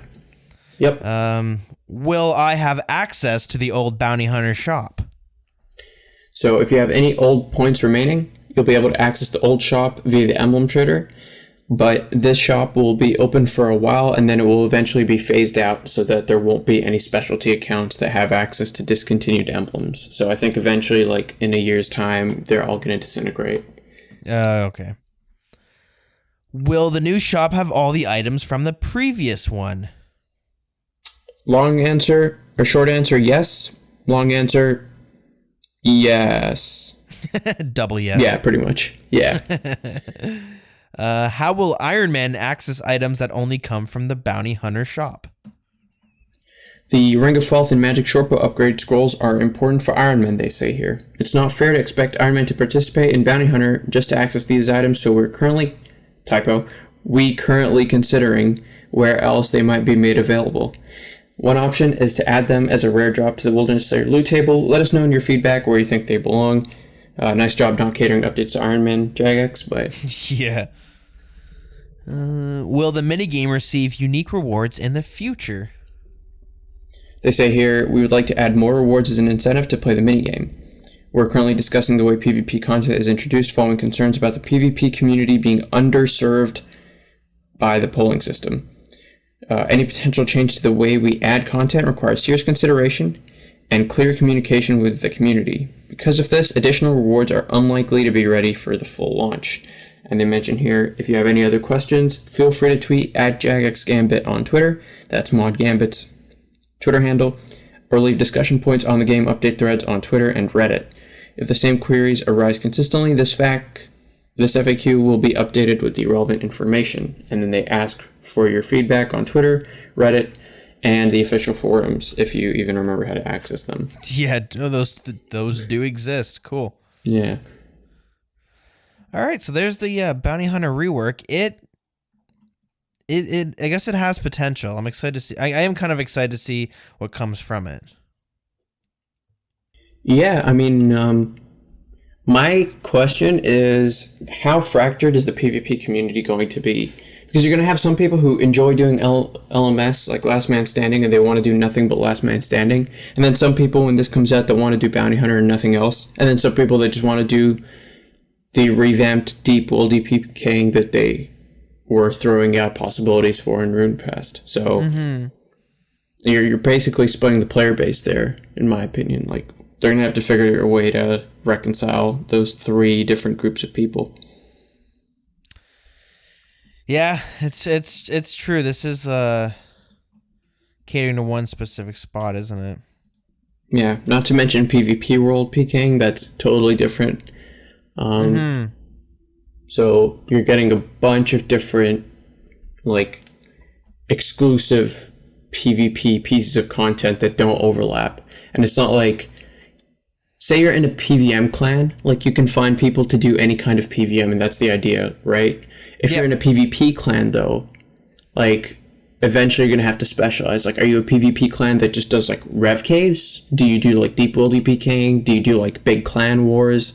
I know you can also like introduce them as a bunch, but in terms of what you know life to keep like on the PvP leaderboards, if there was such a thing, like, do you want to go for the best bounty hunter clan? Do you want to be the best like last man standing clan? Even though I know that's a single player game mode, but I'm just saying, in terms of your rankings, it seems like you're going to have to pick and choose which PvP content you do. Yeah, true. Yeah, it's tricky, but I have seen some people complaining, saying they feel this isn't a big enough change. I've seen people bitching that this is going to be botted content, which that I don't think is fair, because there's Zulrah bots, everything gets botted. You shouldn't change part of the game because of the worry of bots, because they're going to make their way into everything. Yeah. Yeah, I don't know. Yep. Do you want to go over the day one feedback poll blog real quick? Or not poll blog, but just dev blog. Oh, sure. I must have missed this one. Yeah, so they came up with a quick blog after feedback from that dev blog. And cool, they just go over a couple of things. So they just say a big thank you to everyone who's testing it, who's tried it out, and they give 4 or 5 different areas of concern. So bounty tasks. Initial feedback has been that the tasks are too demanding for the points they give. I wish there were a couple of guys doing a podcast that were saying that this could be an issue, but let us know what you think of the following suggestions: increasing the number of points awarded and reducing the cooldown of the task timer to 20 minutes. We're also aware that there aren't many different tasks available, so please let us know any ideas for tasks that you have. And then they mention again, bear in mind we cannot add any tasks that require you to equip or use specific items. Gearing up in the beta. In the beta, you can set your stats and access to all the gear you might want to use to kill another player. This variety gives us the widest possible range of setups for testing purposes. On the other hand, it means players are using max gear that you wouldn't typically find in Bounty Hunter. To get the best of both, you will continue to have access to all stats and gear until next week's update. After that, you'll be restricted to the presets that we have added. These have been designed to represent the setups you would likely use in the live game.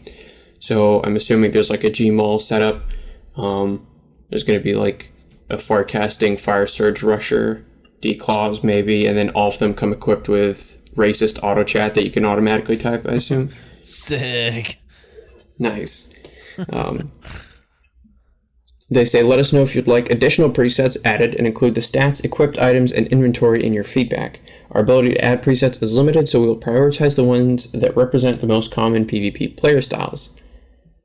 The new mysterious emblems, we've seen feedback on these saying that they do not stack in the bank. This is intentional, as there is no need to hoard them. GG. And finally, related to Bounty Hunter, archaic emblems. Some players would like these to be notable for easy points redemption in bulk. This is not possible without making them tradable, which would be inappropriate, as they will be discontinued items until the old Bounty Hunter shop is removed. Instead, we will try to allow the emblem trader to convert the ones already in your bank. This will take some time and is not expected for next week's update. Other players were caught off guard by archaic emblems being removed from the Wilderness Slayer loot table. They have been re-added for now, since the beta does not otherwise affect the live game, but will be removed at full launch. Fair. Yep. And then there are 2 pieces of non-Bounty Hunter specific feedback.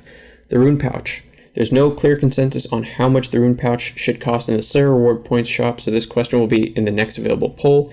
We also mentioned offering the pouch elsewhere, like the Mage Training Arena. This would be polled, and existence there would be, and they mentioned this in italics, to emphasize this would be in addition to the current places it is available.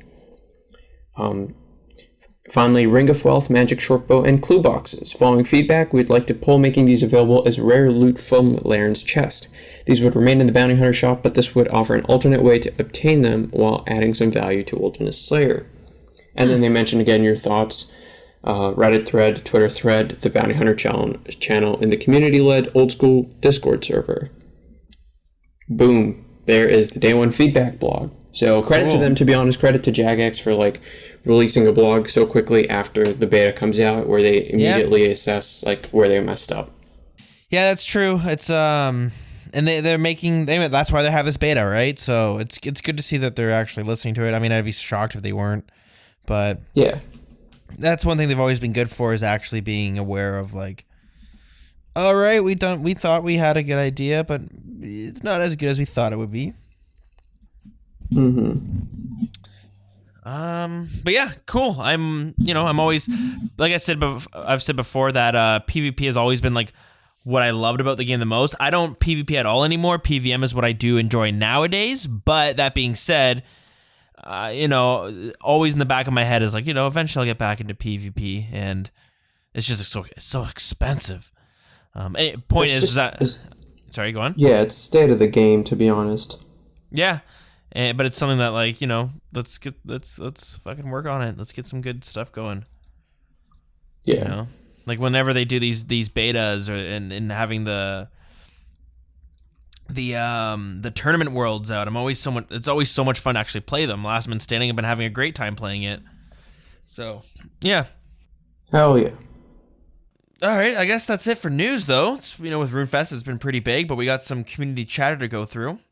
I'm not sure if you had a chance to hear this, but they released, I don't know if it was leaked or what, but there was like some audio from the Nightmare of Ashiyama, from what the monster will sound like.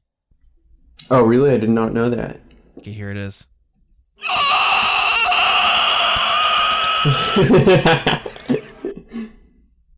So it's pretty terrifying. No,